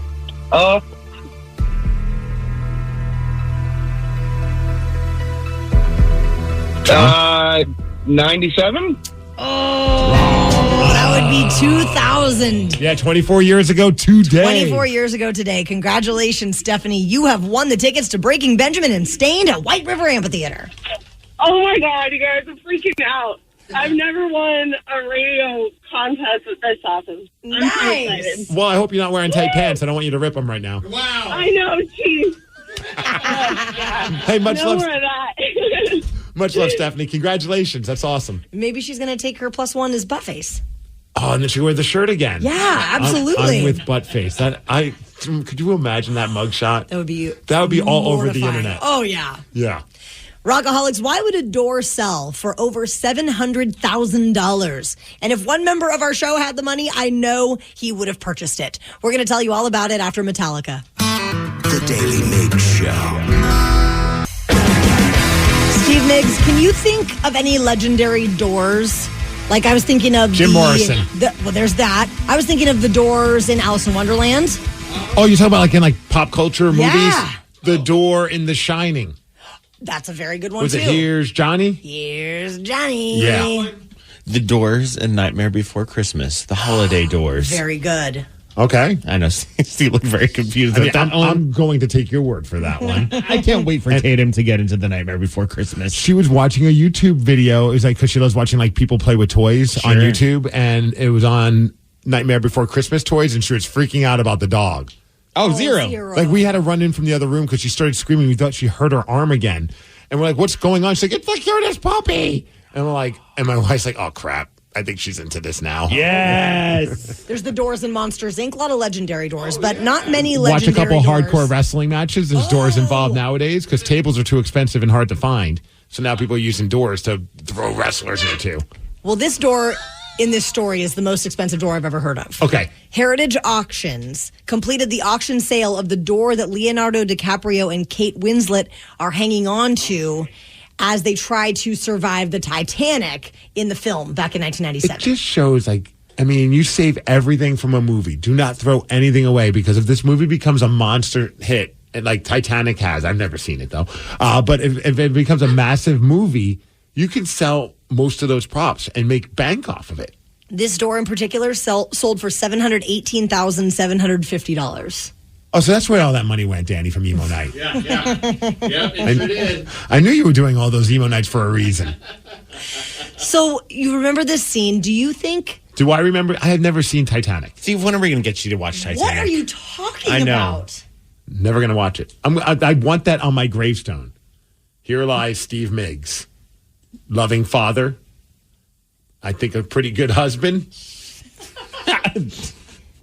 Very loving, of course. Never seen Titanic. Steve Migs, it's one of the greatest love stories of our time. Thank you. No. It is. It's no Rocky. I don't really consider that to be the greatest love story of our time. The whole freaking movie is about him and Adrian. Boxing is kind of the backdrop to all of it, but it's about the love of the two of them and her crazy uncle and the passion that he has for her and her unwavering, dying love for him and the support that she gives him. Tell me that's not a love story. We should have mentioned this to you. If you say anything disparaging about Rocky when you sign up for this show, he gets very angry. Oh, boy. I'd like to formally apologize for bringing that up. Rocky 3, hell, Rocky 4. Okay, well, we're going to play you the audio from the scene that you've never seen before, Steve Migs, and you tell me that it doesn't just rip your heart out of your chest. I love you, Jack. Don't you do that. I'm taking my headphones off. Don't you say your goodbyes. I'm so cold. You're going to get out of here. You're going to die an old lady, warm in her bed. Not like this. Do you understand me? You must promise me that you'll survive and never let go of that promise. I promise. Never let go. You are laughing? I'll never let go, Jack.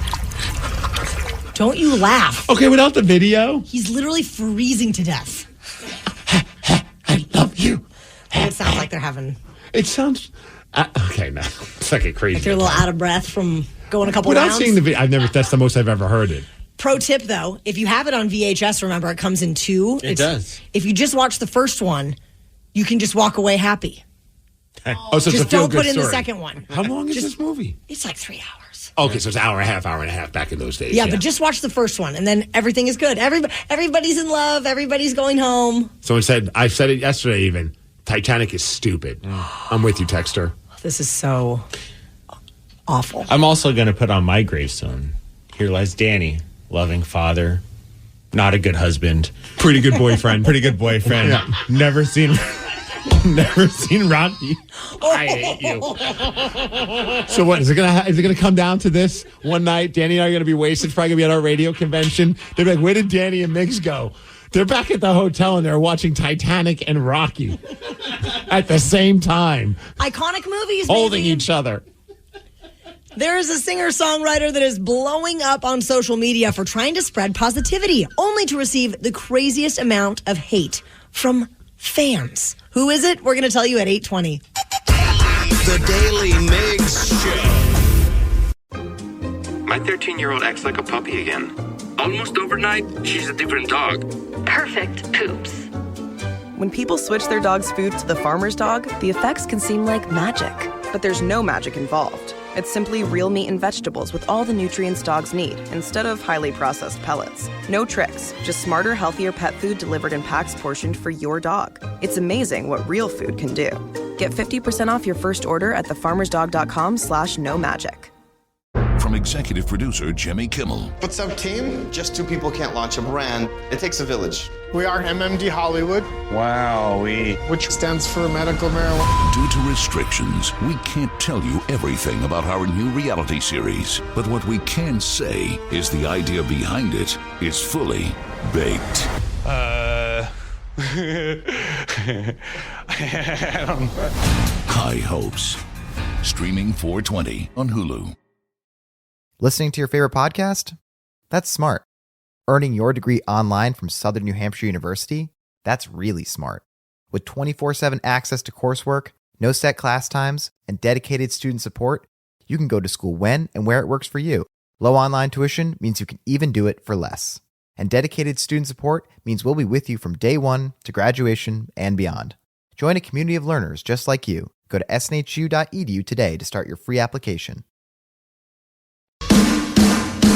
There is an artist on Instagram that seems to be getting a lot of hate for being positive, Steve Migs. Of course. What were you expecting? If you're going to be super positive, people are going to hate you for being super positive. Nobody likes happy people. They're going to drag him down. Okay. One comment at a time. Is it James Hetfield from Metallica? No. Okay. Her name is Shannon Blake, which I know you and I both recently kind of discovered her on Instagram. Yes. She reminds me someone who just discovered hallucinogenics and then decided to just completely change who they are as a human being. And write every single song about that experience. Yes. Pretty much. So she's a cute little blonde hippie. She's got dreadlocks and she's got like the some nose piercings tattooed. She's a tiny little, she looks like a little forest pixie. Yeah, look, honestly, like she is the girl. If you go to any of these festivals, like the ones that like all day camping festivals, at some point you'll probably walk by a girl that looks just like this. That is a very good way of super describing hot, her. tatted up, wearing super hippie clothes, and like jewelry on her teeth, jewelry all over her face. You know, it's jewelry everywhere.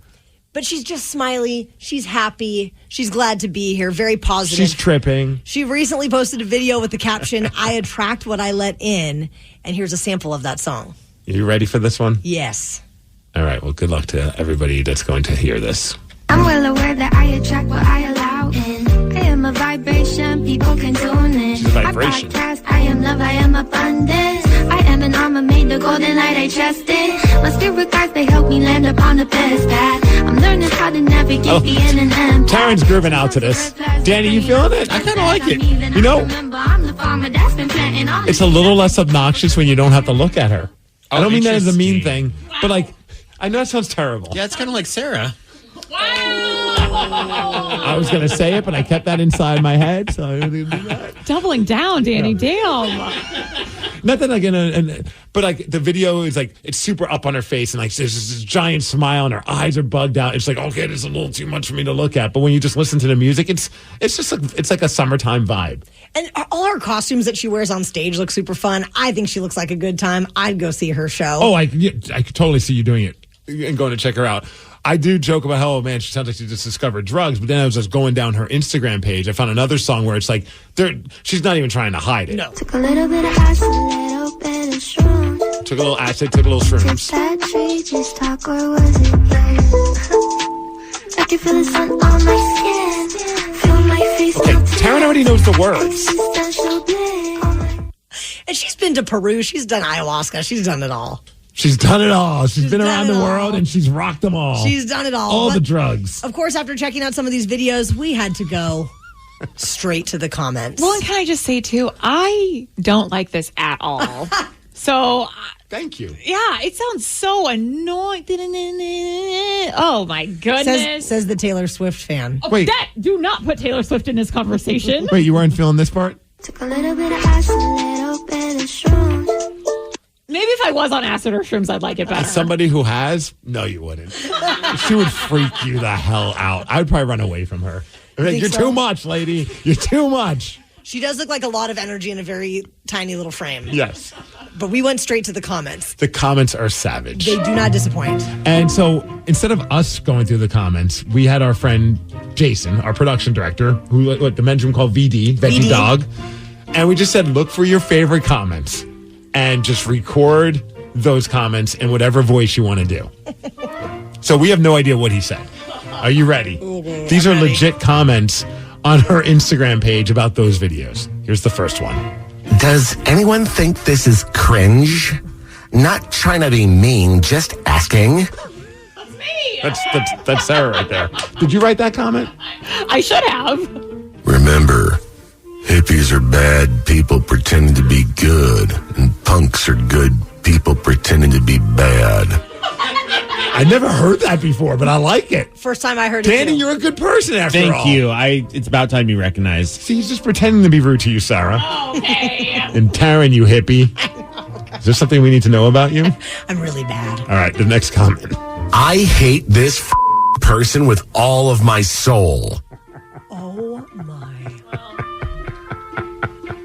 I'm sorry, I don't mean to laugh, but that's That funny. is so brutal. She's just trying to preach positivity and sounds like I freaking hate you. It's aggressive. This video smells like dog and patchouli. Well, I mean, it's dreadlocks. That's true. Oh, my. This is what happens when you go to a drum circle once. Yeah. Drum circle. There's going to be a YouTube documentary on her one day. Okay, that one's very telling. And one more comment from our friend Jason. She looks like she gives great hugs. Okay, I agree with that one. Yeah, she definitely does. She looks like she'd give a warm embrace. In for the purest sure. way. Oh, Maybe a little smelly, but... poor Shannon. What's her last name? Blake? Shannon Blake. Shannon Blake. Yep, someone said, hey, what's her name? You can find her on Instagram. I don't know if her music's anywhere else. No, I don't know. I'm not sure. She's still relatively new to my world, so. She should own the dog poop and patchouli one and just put it on a shirt. I smell like dog poop and patchouli. I'd buy that shirt in a heartbeat because it would confuse people. Like, why are you using patchouli? You don't even have hair. I did see like some people were like, oh, it looks like, I don't know if it's true or not. Some people were like questioning if her parents are rich. It's just so funny how people are losing their minds where at the end of the day, let her do whatever the hell she wants to do on social media and let it be something fun for her fans. It's crazy how people get so mad about this girl. All worked up. Rockaholics, there is a metal band that has come up with the greatest and most ridiculous inspiration for their music, and it involves Guinness, ketchup, and Girl Scout cookies. This will be the best thing you have heard today, and you'll hear it after AC/DC. The Daily Migs Show. There is a band called Small Town Titans, and they are on TikTok. And they are a metal band that has an ongoing video series that they call Will It Riff. I have to say, first of all, they're my new favorite band. This morning when I heard about this, I went online, and you know how sometimes you go down that rabbit hole, that wormhole, whatever it is, of whatever, it's YouTube. I got on TikTok to just see one of the clips that people were talking about. And I ended up spending way too much time watching their videos. I was so entertained by what they're doing because it's just clever and it's different, and they do it really freaking well. They've gone completely viral. What they do is find the barcode on any product, and then they translate the numbers on the barcodes into guitar tabs to see if it will riff. So I kind of understand what they're doing because of just playing in bands. Like I know some of my buddies, they'll get like the tabs and like, but Danny, you probably understand this better. So like if they're, okay, no, he's just looking at me like, no, I just listen to a song and try to play along to it. Yeah, I mean, I kind of get it, but like, yeah, for the most part, I've never done like the whole tab / like reading. I know how to read music, but it's like way too confusing. So, I mean, and I guess the most simplest way, like numbers can also in a sense like represent chords or frets. Okay, yeah. So it's like 8 is this part of your guitar, yeah. 9 is this part of your guitar, and so they took like a barcode that will have like 8, 6, 7, 5, 5309. Is that where we're going? I didn't mean that, but that's exactly where we went, and they'd be able to turn that into guitar chords based on the fret positioning. Nice. Okay, got it. So each song is kind of like a theme then for a product, which is so amazing. We've got Guinness. How much weed do you think these guys are smoking to even come up with this idea? Want to know what Guinness sounds like? Of course I do. Will it riff? Guinness.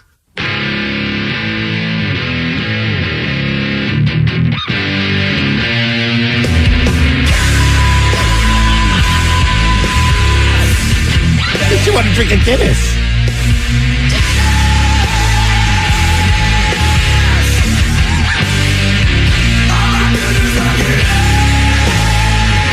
Guinness needs to buy this. It's got pipes.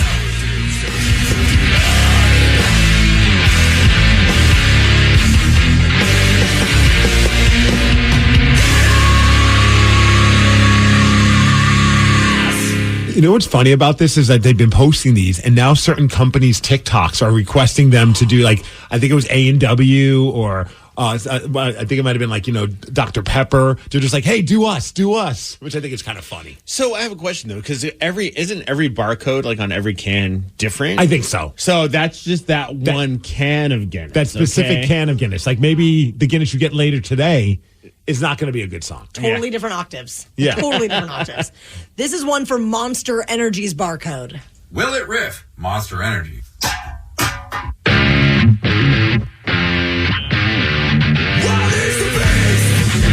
Unleash the beast.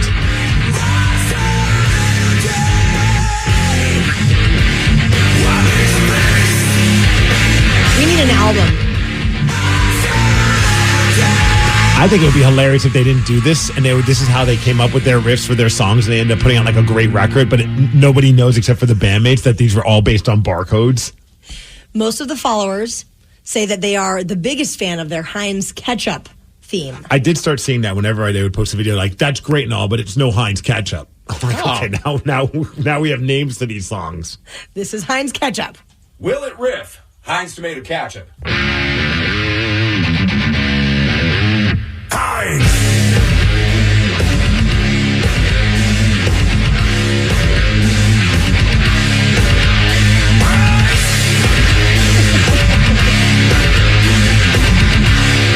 I don't know. I think I like Guinness better.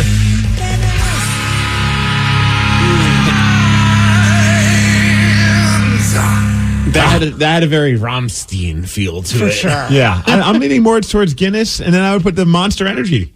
Well, here's one. I'm not too impressed by Heinz, personally. It's very time sensitive. People have, I think Girl Scout cookie season is officially over, but you probably have stocked your freezer with some, yeah? I haven't seen any of the girls outside the QFCs recently. Yeah, I think you got to stock up in that last week and fill your freezer. Yep, that's what you do. Some people get an extra freezer for meat. Others get an extra freezer just for Girl Scout cookies. So this is their take on Girl Scout cookies. Will it riff? Thin Mints Girl Scout cookies. Girl Scout cookies! Okay, that sounds like Limp Bizkit. Give me something to break. I did it all for the Girl Scout cookie. Girl Scout cookie. Oh, wait. Somebody's telling us that we were wrong. I bet the barcode is exactly the same on identical items. The barcodes only change between products, and barcodes only change between they only change between the products. Oh, interesting. Okay. So it's in every can of Guinness has the same barcode, just like a bottle of Guinness would have its own barcode. Figure it out. Well, now we did. Straight to the comments. You could have just given us that information. I do love figure it out. I mean, I don't know how anybody would You necessarily dumbasses. Sorry, I don't know that. much about my barcodes. What's wrong with you guys? So many things. I can't believe they pay you to do a radio show and you don't even understand how barcodes work. Morons. Figure it out. Rockaholics. I don't know why he sounds that way, but I think it's that guy singing. That's exactly what he sounds like. Rockaholics, would you like a shot at beating Steve? Because we would like you to have a shot at beating Steve. He is currently 73, 20, and 10 in 2024. Figure it out. 206-803-ROCK. We'll play Beat Migs at 8:50. The Daly Migs Show. My 13-year-old acts like a puppy again. Almost overnight, she's a different dog. Perfect poops. When people switch their dog's food to the farmer's dog, the effects can seem like magic. But there's no magic involved. It's simply real meat and vegetables with all the nutrients dogs need, instead of highly processed pellets. No tricks, just smarter, healthier pet food delivered in packs portioned for your dog. It's amazing what real food can do. Get 50% off your first order at thefarmersdog.com/no magic. From executive producer Jimmy Kimmel. What's up, team? Just two people can't launch a brand. It takes a village. We are MMD Hollywood. Wow, which stands for medical marijuana. Due to restrictions, we can't tell you everything about our new reality series. But what we can say is the idea behind it is fully baked. I don't know. High Hopes. Streaming 4/20 on Hulu. Listening to your favorite podcast? That's smart. Earning your degree online from Southern New Hampshire University? That's really smart. With 24/7 access to coursework, no set class times, and dedicated student support, you can go to school when and where it works for you. Low online tuition means you can even do it for less. And dedicated student support means we'll be with you from day one to graduation and beyond. Join a community of learners just like you. Go to snhu.edu today to start your free application. My 13-year-old acts like a puppy again. Almost overnight, she's a different dog. Perfect poops. When people switch their dog's food to the farmer's dog, the effects can seem like magic. But there's no magic involved. It's simply real meat and vegetables with all the nutrients dogs need, instead of highly processed pellets. No tricks, just smarter, healthier pet food delivered in packs portioned for your dog. It's amazing what real food can do.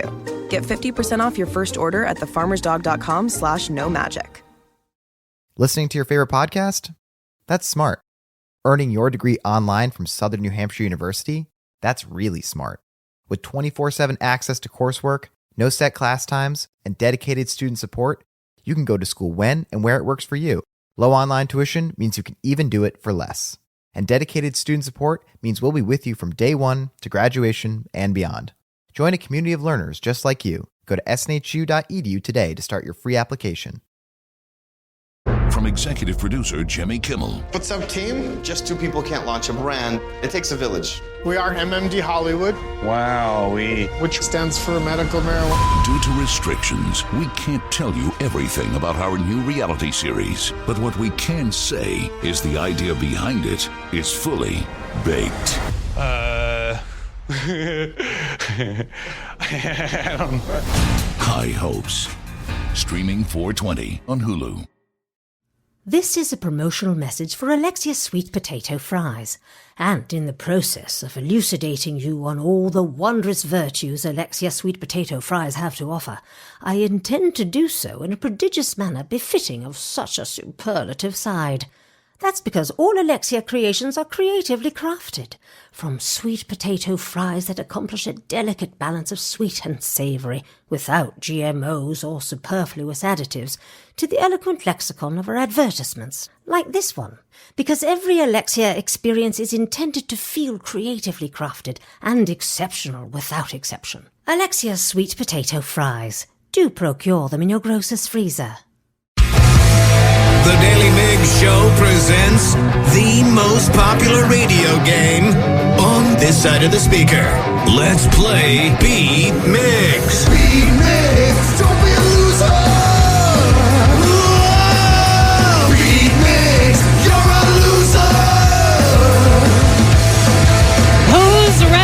Be Migs. I know Logan from Tacoma is. Logan, are you there? I'm here. How's it going? So good. I'm Sarah, your host, and it's time for you to get out of here, Steve. Bye-bye. For those playing at home, Logan has 60 seconds to answer 10 questions. You can pass all you want, but you'll only get 3 guesses per question. Are you ready? I'm ready. What type of creature is a barracuda? Fish. Correct. The opening day for the Mariners is this Thursday against what team? Athletics. No. Pass. Which member of the Beatles narrated the first series of Thomas the Tank Engine on TV? George Harrison. No. Paul McCartney. No. Ringo Starr. Correct. What is the only number that has the same amount of letters as the number? 13. No. 8. No. No. Pass. What Friends actor voices Melman in the animated movie Madagascar? Oh, pass. Area 51 is located in which U.S. state? Nevada. Correct. Hot Fuss and Sam's Town are albums by what band? Hush, hush. What? Pass. Who co-created the sitcom Seinfeld with Jerry Seinfeld? Larry Allen. No. Logan, that was so close with that last one there. But you got 3 correct. Oh, that's horrible. Yeah, I'm glad you said that. You know what, Logan? I would just like to remind you. I had to before you guys did. I've played Beat Migs twice, and you got more than I got on my first try. So don't feel that bad. And the answer to that one was 4. Whoa! Don't say it. Oh, my goodness. Steve was almost ready there. He did not hear. He did not hear. I did not hear it because Danny just yelled at me. I don't even think I heard it. To be Heart's honest. racing now. I know. That was rather aggressive, man. You're welcome. Steve, are you ready? Yes! What type of creature is a barracuda? Barracuda. A cat. No. A cougar. No. Tiger. No. The opening day for the Mariners is this Thursday against what team? The stupid Boston Red Sox. Correct. Which member of the Beatles narrated the first season of Thomas the Tank Engine on TV? I'm going to go Ringo Starr. Correct. What is the only number that has the same amount of letters as the number? 69. No. Oh, I think I'm off by a couple on that one. Just a little. 1? No, wait, that's a stupid answer. No. 4. Yes! What Friends actor voices Melman in the animated movie Madagascar? Ross. David Schwimmer. Yes. Area 51 is located in which U.S. state? New Mexico? No. Nevada. Correct. Yeah. Hot Fuss and Sam's Town are albums by what band? There are only 2 good records, The Killers. Correct. Who co-created the sitcom Seinfeld with Jerry Seinfeld?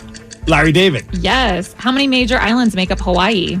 Oh, crap. 5? No. 4? No. 6? No. I don't know. I've only been to 3 of them. It doesn't matter because you got 7 correct, which is a big win, 7-3. Yes. So sorry, Logan. I'm the best. I'm the best. He did know the creature that's a barracuda. It's a fish. I thought it was like a... Are you thinking of a puma? No, I was thinking barracuda. I don't know why. For some reason, this is my stupid logic. I thought that the band Heart was singing about like a wild cat. They're singing about a wild fish. Yeah, it doesn't sound nearly as badass as I've always thought Actually, it was. maybe they're singing about the car of the barracuda. Oh, you're probably right. I don't think it's a fish. Honestly, because I was shocked to find out it was a fish, too. I was like, that's way less exciting. I just thought it was like part of like the cheetah, Family? jaguar. Yeah, like just like this crazy cat that's out in the wild. It'll just rip your body up. Yeah, a little feisty. Yeah. Not just a basic-ass fish. How many major islands make up Hawaii? There's 8. Oh, my gosh. I didn't know that either till this question. And it doesn't matter because you still won against Logan very badly. Thank you. You did great, Steve. Congratulations. I tried my hardest for you guys. Wow.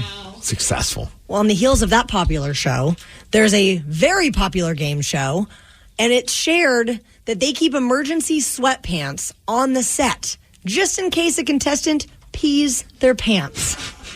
We're going to tell you which show does this after the Smashing Pumpkins. The Daily Migs Show.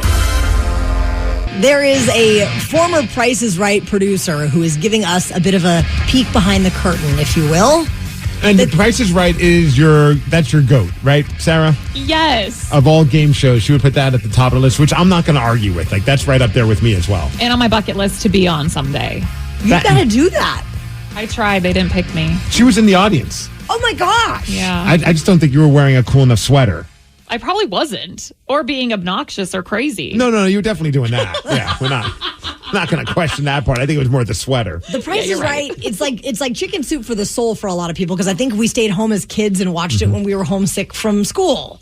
Who's your host for you? Oh, Bob Barker for sure. Bob Barker, yeah. Are you Drew Carey then, Sarah? Is that yours? Or would you still lean more at Barker in his prime, of course? Yes, Barker in his prime. But Drew Carey is actually, I'm impressed with how he's taken over. Does he still use the skinny mic? Yes. Nice. I just think Drew Carey's very funny and he pokes fun at the contestants a lot more than Bob Barker ever did. So I do enjoy that part of him as the host.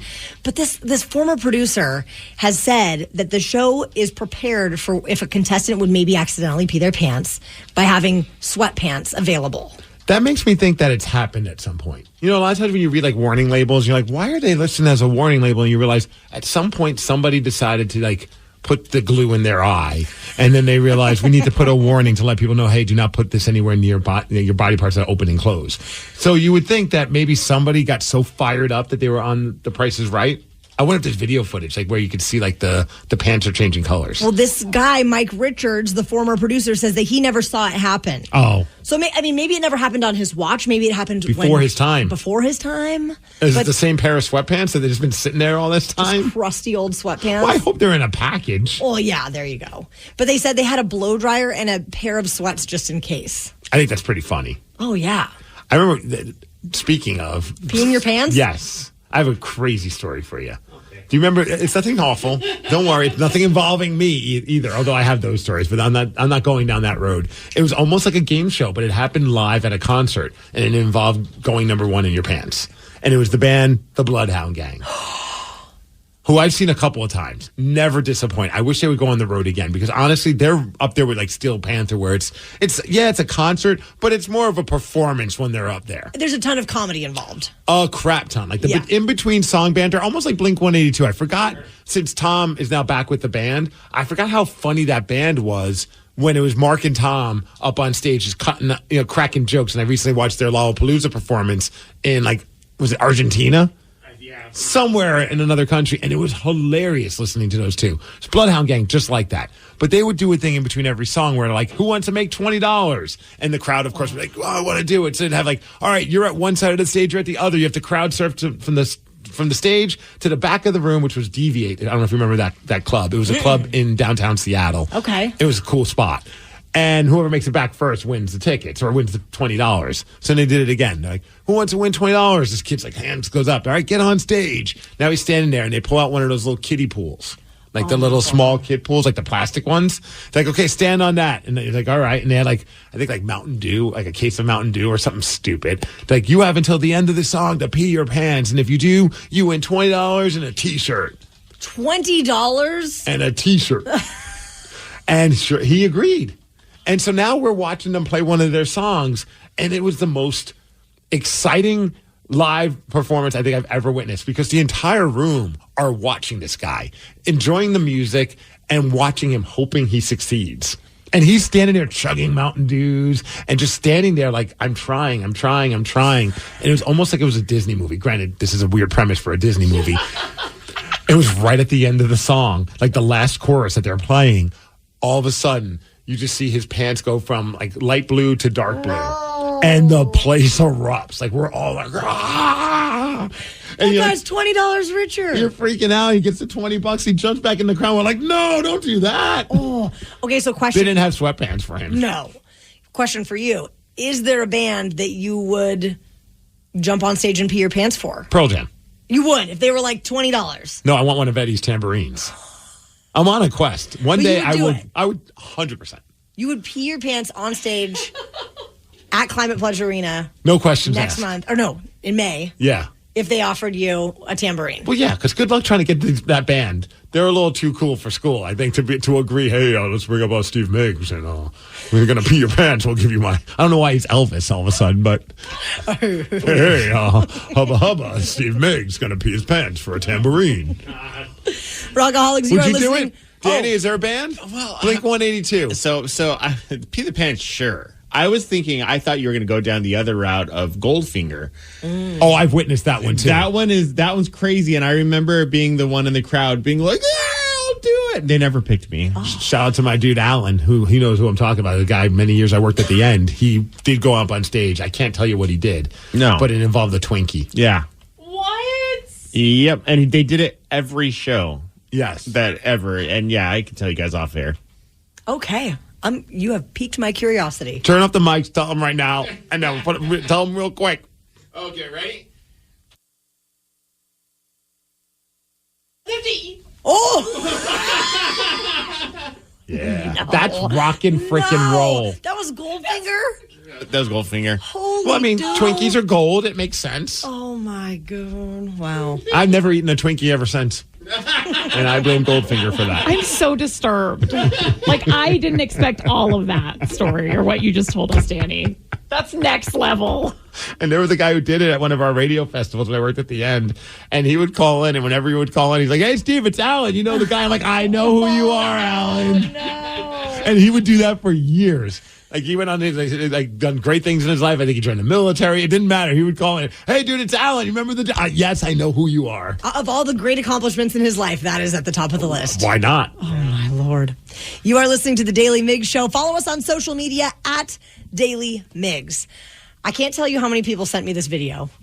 It's of an 8-year-old named Jackson who has gone viral because of a video where he is showing that he knows more about farming equipment than the people at this. It looks like it's some sort of a convention where they're like selling and displaying massive amounts of farm equipment. Taryn, I saw this video yesterday and I almost forwarded it to you as well. Like, the first thing I thought was, this is basically Barrett's doppelganger. It really is. Maybe not in like looks, but just in attitude and excitement for farm and like random, like, farming type vehicles. And even his outfit, he's got his little like John Deere hat on. He's got his collared shirt tucked into his jeans. I think he's wearing some sort of like a fanny pack or something. He's got boots on. He is the cutest kid. This kid is basically like a child version of a grandpa. Totally. Yeah. And he's quizzing the farm equipment salesman about the various features of the tractor. What's the width on the mower dash? I believe that's on 72 inches. Ooh, that's nice stuff. I like this mower. You like this mower? I really like the one with the cab. That's probably if I'm going to mow grass, I want to be comfortable. I want to be air conditioned. I like all the stuff you got here. Interx, sprayer. John Deere's a nice company. They've been in business since 1837. I swear, I feel like his grandpa dressed him just like him. He's got like the cell phone holster on his belt loop. Like a lot of grandpas will rock, or even my dad rocks that as well. And there he is, just tucked in, button down shirt. There was another John one Deere hat. There was like another clip of him talking to somebody that was like, I don't know if it was like whatever they all are that bales the hay, a hay baler. I don't know what you call it. But he's like asking how many bales of hay it can do in a certain amount of time. And he's just so inquisitive and genuinely excited about all of this equipment. Okay, so we know you've been having some issues with Barrett at martial arts. I think you need to pull him from that and just take him to tractor conventions. And I think you'll find his concentration is right there. I don't know. Just take him to Home Depot and have him work there. He'd be great. When we took him to the Deming logging show last year, you guys, it was the most excited I'd ever seen him in his life. And he was coming unglued. I should see if I can find video of Barrett, because he'd come around the corner and see some new piece of equipment that I didn't know what it was called, and he'd call it out for what it was. If you're John Deere, the company, how do you not reach out to his parents and say, can we just do a commercial with this kid? Or can we just hook him up with a bunch of stuff? Like what he just did for us right there. I'm even looking at some of the comments, and one person wrote, I learned more about John Deere equipment in 2 minutes than in my whole life. They need to make this guy a spokesperson. They really do. He's adorable. And I guess the one he was looking at is $700,000. Dang. It's one piece of equipment. That's what according to these comments. Because at one point, like, he hears the price and he just looks down. He's like, "Help you up." He had the same reaction I would when someone says it's worth that much. Why? I mean, do you finance that? I don't know. I don't know if his parents had that kind of money. What are the monthly payments on a $700,000 tractor? That is a price tag right there. Yeah, it is. But it's the cell phone on the belt loop. I just love that about this kid. I hope he never changes. Stay the same, kid. Never grow up. Well, he already did. That's the problem. He's already grown up to a 90-year-old man. Rockaholics, we know that you are massive fans of music, but do you think you could name a song after only hearing 1 second of the chorus? Prove it. And if so, you could win tickets to the Black Crowes. 206-803-ROCK. We will play Hook or Shook at 9:20. The Daly Migs Show. My 13-year-old acts like a puppy again. Almost overnight, she's a different dog. Perfect poops. When people switch their dog's food to the farmer's dog, the effects can seem like magic. But there's no magic involved. It's simply real meat and vegetables with all the nutrients dogs need, instead of highly processed pellets. No tricks, just smarter, healthier pet food delivered in packs portioned for your dog. It's amazing what real food can do. Get 50% off your first order at thefarmersdog.com/no-magic. Listening to your favorite podcast? That's smart. Earning your degree online from Southern New Hampshire University? That's really smart. With 24/7 access to coursework, no set class times, and dedicated student support, you can go to school when and where it works for you. Low online tuition means you can even do it for less. And dedicated student support means we'll be with you from day one to graduation and beyond. Join a community of learners just like you. Go to snhu.edu today to start your free application. From executive producer Jimmy Kimmel. What's up, team? Just two people can't launch a brand. It takes a village. We are MMD Hollywood. Wowee. Which stands for medical marijuana. Due to restrictions, we can't tell you everything about our new reality series. But what we can say is the idea behind it is fully baked. I don't know. High Hopes. Streaming 4/20 on Hulu. The Daly Migs Show presents the Extreme Music Showdown. Let's play Hook or Shook. Please sign this waiver before we continue. Thank you. We'll drop a 1-second snippet of the hook of a song. If you can't name the song, watch out. You're gonna get shook. It is time to play Hook or Shook. And it is time that we let you know that it's the Black Crowes tickets that we're playing for this week. All week long, they're going to be at McCaw Hall on April 15th. I got to see them last year for the very first time. It was one of the best live shows I've ever seen. Well, I saw them back in college. They were amazing. Then I saw them, and the show that I saw them wasn't the best, but then I've been hearing that their last several tours have just been next level. Totally. So it's going to be a great show. Kyle in Bellingham is our contestant, and we hope that you get to see this show, Kyle. Well, thank you. I've seen them 4 times. Absolutely. Great shows. Nice. So McCaw Hall, that'd be a good spot to see them at. That's for sure. I've never been there. All right. Well, you got to get both songs right this morning to win the tickets. The first one, you'll be on your own. The second one, and this is where you could get shook, a member of our show at random must get it right for you. If not, you will lose, and caller 9 will get the tickets. So let's see who you are playing with. Will it be me, Migs, or Sarah?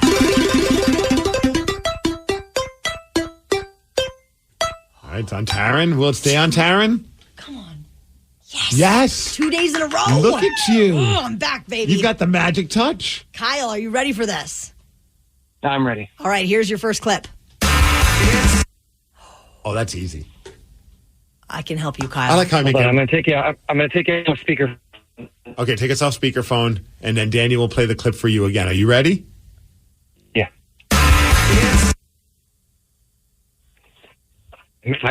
I don't know if I'm hearing it right in my phone here. We can play it one more time. Again. I can help you with this. Yeah, it just sounds crappy through my phone speaker. Well, I can help you. The band's lead singer is Dave Grohl. Wow. That is a great hint. How'd you come up with that? I would have to guess Foo Fighters. Okay. And the Foo Fighters. The Foo Fighters. Foo Fighters. And the song is about... okay, the first word of the song is what you use a clock to tell. Well, that would be time. If you put an S on the end of that. Okay, come on. Kyle, do you think you know it? Based with those hints. I don't. Oh, man. No. I think you gave him good enough clues. It was Times Like These. Sorry, Kyle. Kyle, we love you. Did you get the song pretty good? Immediately. Yeah. This is one of my favorite Foo Fighters songs. It's a great one. Absolutely. And it's one of those ones when you see it live, you just kind of like, you just feel there's always like, Dave Grohl always does a great time of like a job of doing like a storyteller's type of a thing. And I can't remember what he told like a story, and I went into that and I was just like, oh man, I'm feeling this one. 206-803-ROCK. Caller 9 will get the tickets to see the Black Crowes April 15th at McCaw Hall. I feel bad because he's seen them 4 times. Sounds like he really wanted to see the Black Crowes. You know what I really like about the Black Crowes is their outfits. They always have such slick wardrobe situations going on. It's rad. Well, it looks like they're still stuck in the 70s. Which I love. I love a throwback. Yeah. Ugh. And, dude, Chris Robinson, the lead singer, he's got like the ultimate rock star voice. And it kind of cracks me up because when he's not on stage, he seems very like reserved and, Unless you're related to him, because I hear that him and his brother don't always see eye to eye. Tumultuous But, relationship. hey, they're making it happen now. They're back on the. I mean, the only bummer is this is because I'm a nerd with music and with drummers. Like they're not on tour with like I wish they could go on tour with the original members, especially their drummer. The drummer is so good. I mean, he didn't do anything like that. Was like that stands out for how awesome he was. He just laid down such a great groove. I would love to see him back behind the kit. Well, never say never. Well, I think he's busy doing other stuff. He wrote a book. I think he does radio now. What? Like sports radio, I think, in Boston. Huh. I'm pretty sure. I could be wrong, but I know he's doing sports radio somewhere. Well, Rockaholics, if there is something that we have touched on this morning that you would like to talk about, please give us a call now. 206-803-ROCK. We are going to check in with the Rockaholics after the Foo Fighters. The Daily Migs Show.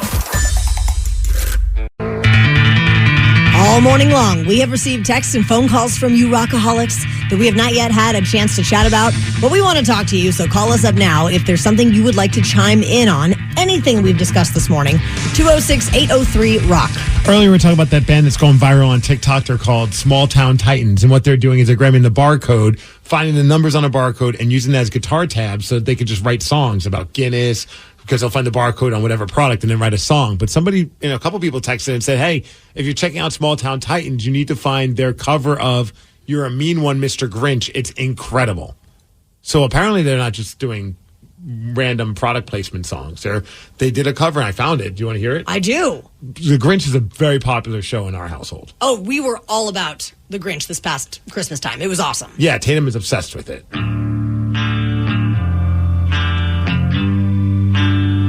Yeah, they said they did a dark, bluesy, sinister version of You're a Mean One, Mr. Grinch, which means I probably can't play this for Tatum just yet. You're a mean one, Mr. Grinch. Okay, I'm already in love with this song. You really are a heel.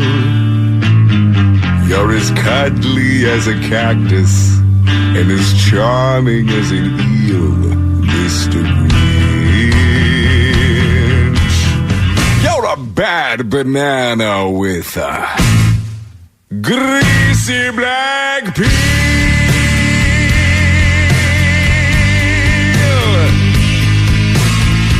I put this in my Christmas playlist in March.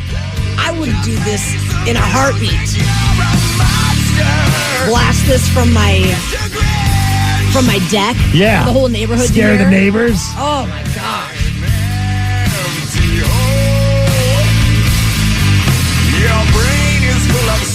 That's pretty awesome. Small Town Titans. Small Town Titans, You're a Mean One, Mr. Grinch. It's on their YouTube page as well. Oh. I want like a Tim Burton version of The Grinch, and then that would be like the theme song. Dude, Tim Burton version of The Grinch would be pretty awesome. Yeah, it would. I still stand by the new version of The Grinch, the one with, was it Chance the Rapper? Yes. And Benedict Cumberbatch. Benedict Cumberbatch. I love it. I actually like that better than the Jim Carrey one. I know, don't hate me. Lily likes that one better too. I think it's because I really never paid attention to The Grinch until this year because Tatum's so into it. So that's the one that we started watching because you like that one better because it's a cartoon as opposed to Jim Carrey. It's a lot more light and fluffy. It feels less, the Grinch feels less evil. It's a fun story. It is very fun.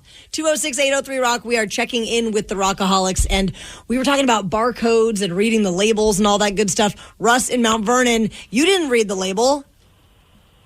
Oh, no. I've got some of this detailing chemical that's it's acrylic wax, spray wax. Okay. I mean, it's good stuff. And I waxed my car. I didn't wear any gloves. And went and used the bathroom, and I got chemical burns on my junk from this. And it's so wear gloves if you get this. It says very clearly on the label. My wife looked at it and she says, you're supposed to be wearing gloves. I'm like, yeah. I'll tell you what, Russ, I'm just going to put gloves on and just wear gloves forever now. Because after that story, that's the last thing I ever want to have happen to me. That's a lot of pain, man. How when you get it, So how long did it last as far as the pain and the burns? Oh, it took about a week and a half, a week or so to heal up. Did you have to go to a doctor and show it to him? No, because my wife was saying, well, it's chemical burns. They're just going to charge you money. So we, you keep it clean and powder on there. It's kind of funny when you really feel it. But, oh, man, I've never been. The only time I'd ever had pain like that was when I was down in Florida and I got down there. And what'd you get down there? A bad sunburn. Oh. Wearing a shirt out there in that Florida sun. It burnt me to I had blisters and everything. And oh, no. But, yeah, by all means, wear gloves with those chemicals because I learned the hard way. Russ, if I'm you, just wear gloves whenever you're near your junk.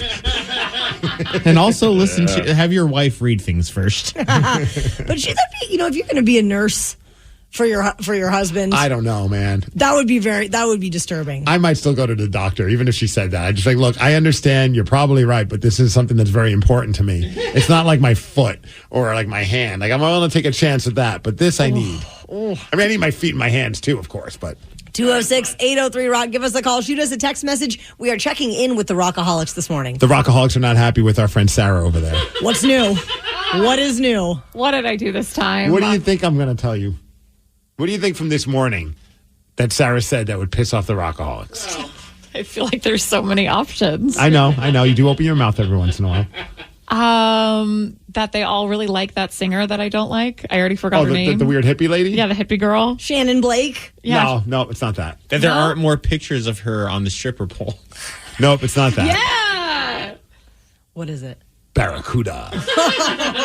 Because what? Is it not a fish? No, it's a fish, but you said it's basic. And texters are texting in to say it's far from basic. Look up barracuda. They're a badass, super territorial, never wear anything shiny when you're scuba diving with them.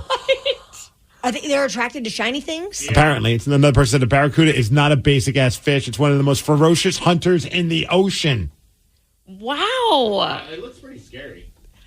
Okay. You're just throwing out things that you think you know. I mean, compared to like what we were talking about, like a cheetah or a lion or a tiger, like that seems way more ferocious and dangerous than a fish. Someone did say, Steve, you're not the only one, because I thought a barracuda was some like wild cat, and they're like, I always thought the barracuda was part of the cat family as well.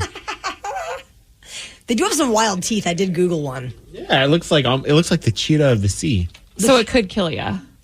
That's what we're going to have as the new motto of the Barracuda, the cheetah of the sea. I feel like now is the time for you to offer an apology to all the Rockaholics. To all the Barracuda enthusiasts, all the fishermen. Am I supposed to apologize now? This is where I go? Well, we're playing Barracuda right now for a reason. I was like, am I supposed to sing this? Do you even know the words? Probably not. I am deeply, deeply sorry to all the Rockaholics that I called a Barracuda a basic-ass fish. But I will say I would rather that attack me than like a cougar or a lion or a tiger. So I still kind of stand by what I mean, said. we could try and get that to happen. Like put you in a tank with a barracuda and then put you like in like a pen with a cougar and see which one's worse for you. I think I'm going to be dead in either situation, I guess, because barracudas, I guess, are hardcore.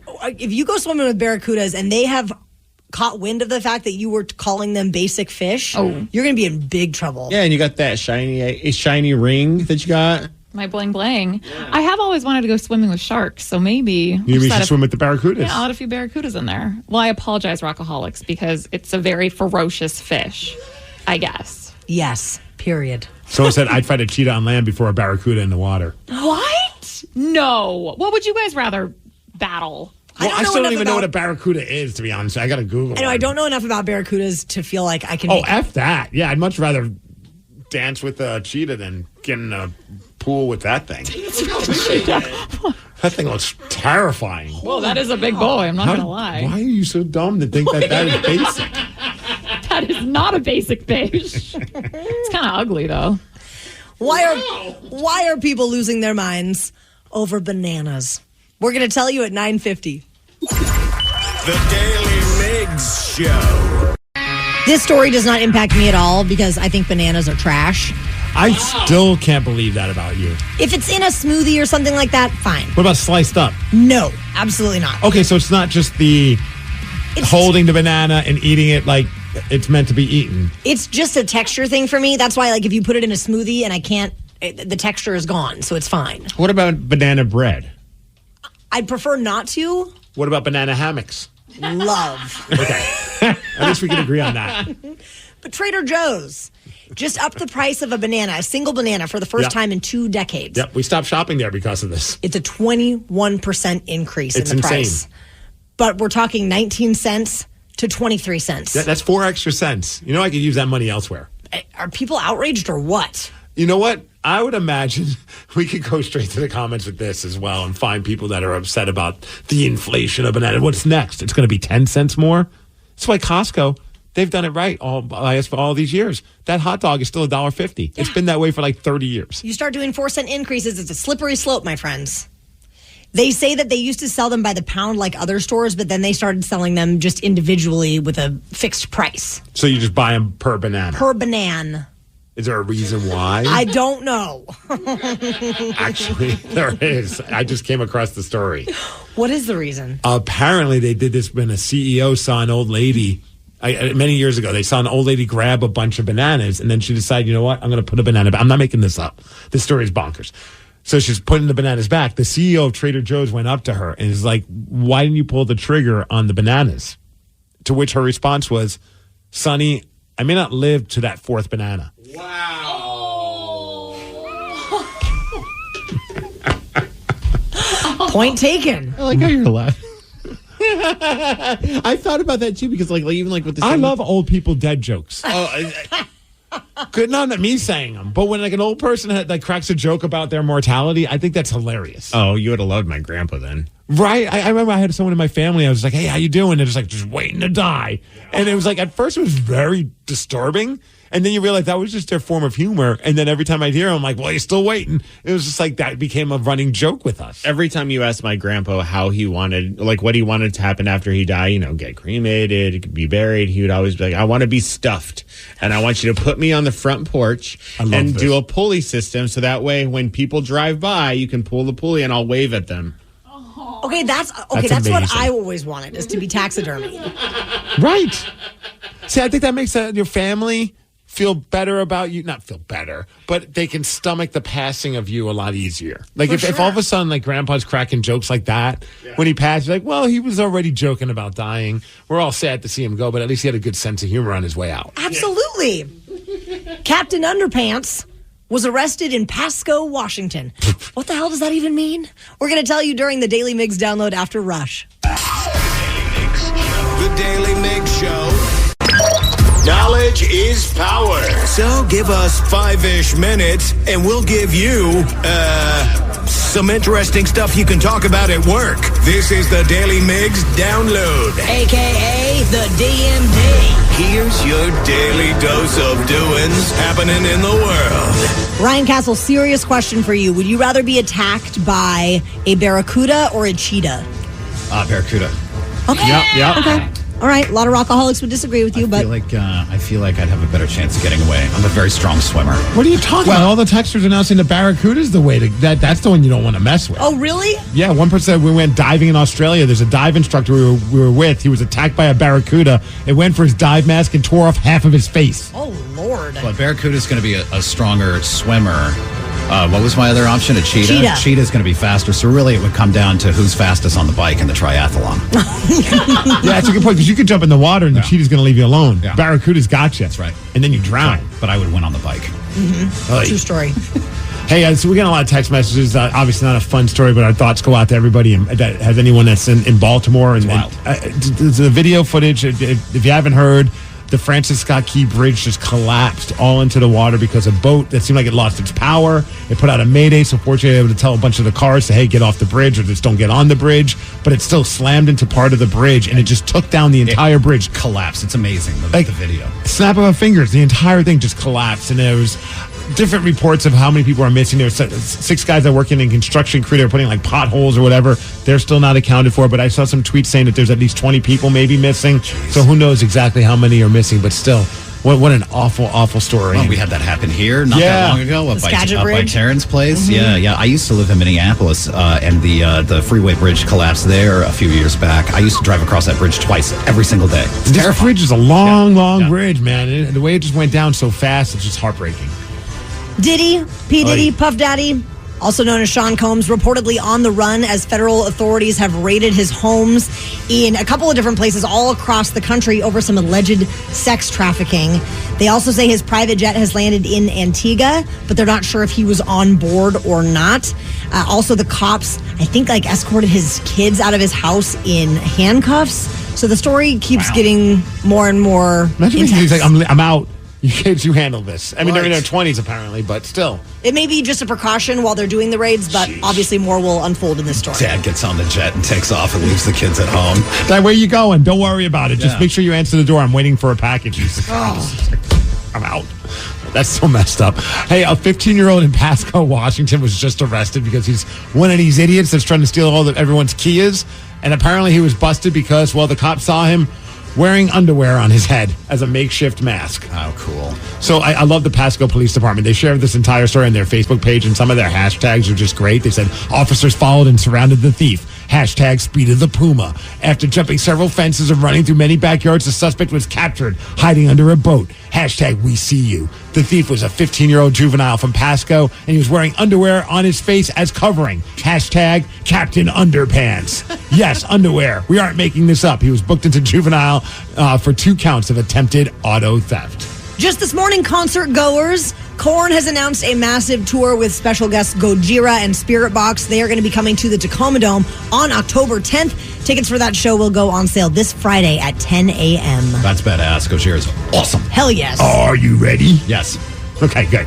Kraken. I don't know if the Kraken are ready, but they're actually taking on a team that is worse than them. I don't know what that means. That maybe the people in Anaheim are like, hey, the Ducks are taking on a team that are just as bad as us. That's right, the Kraken taking on the Anaheim Ducks at Climate Pledge Arena. Hopefully we see a victory and end this 8-game losing streak. Emilio Estevez still on that team? Ducks quack together. Gotcha. Quack, quack, quack. Hey, as far as weather, we're hitting a high of 55 degrees today. It's going to be cloudy. The DMD is brought to you by Kia of Puyallup. Stay away from them, you 15-year-old from Pasco, Captain Underpants. And that's what's up. Ryan Castle is up next with your morning 12 pack. The Daily Migs Show. My 13-year-old acts like a puppy again. Almost overnight, she's a different dog. Perfect poops. When people switch their dog's food to the farmer's dog, the effects can seem like magic. But there's no magic involved. It's simply real meat and vegetables with all the nutrients dogs need, instead of highly processed pellets. No tricks, just smarter, healthier pet food delivered in packs portioned for your dog. It's amazing what real food can do. Get 50% off your first order at thefarmersdog.com/no-magic. From executive producer Jimmy Kimmel. What's up, team? Just 2 people can't launch a brand. It takes a village. We are MMD Hollywood. Wow, which stands for medical marijuana. Due to restrictions, we can't tell you everything about our new reality series. But what we can say is the idea behind it is fully baked.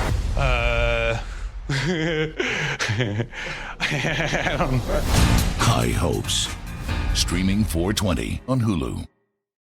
Listening to your favorite podcast? That's smart.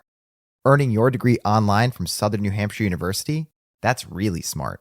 With 24/7 access to coursework, no set class times, and dedicated student support, you can go to school when and where it works for you. Low online tuition means you can even do it for less. And dedicated student support means we'll be with you from day one to graduation and beyond.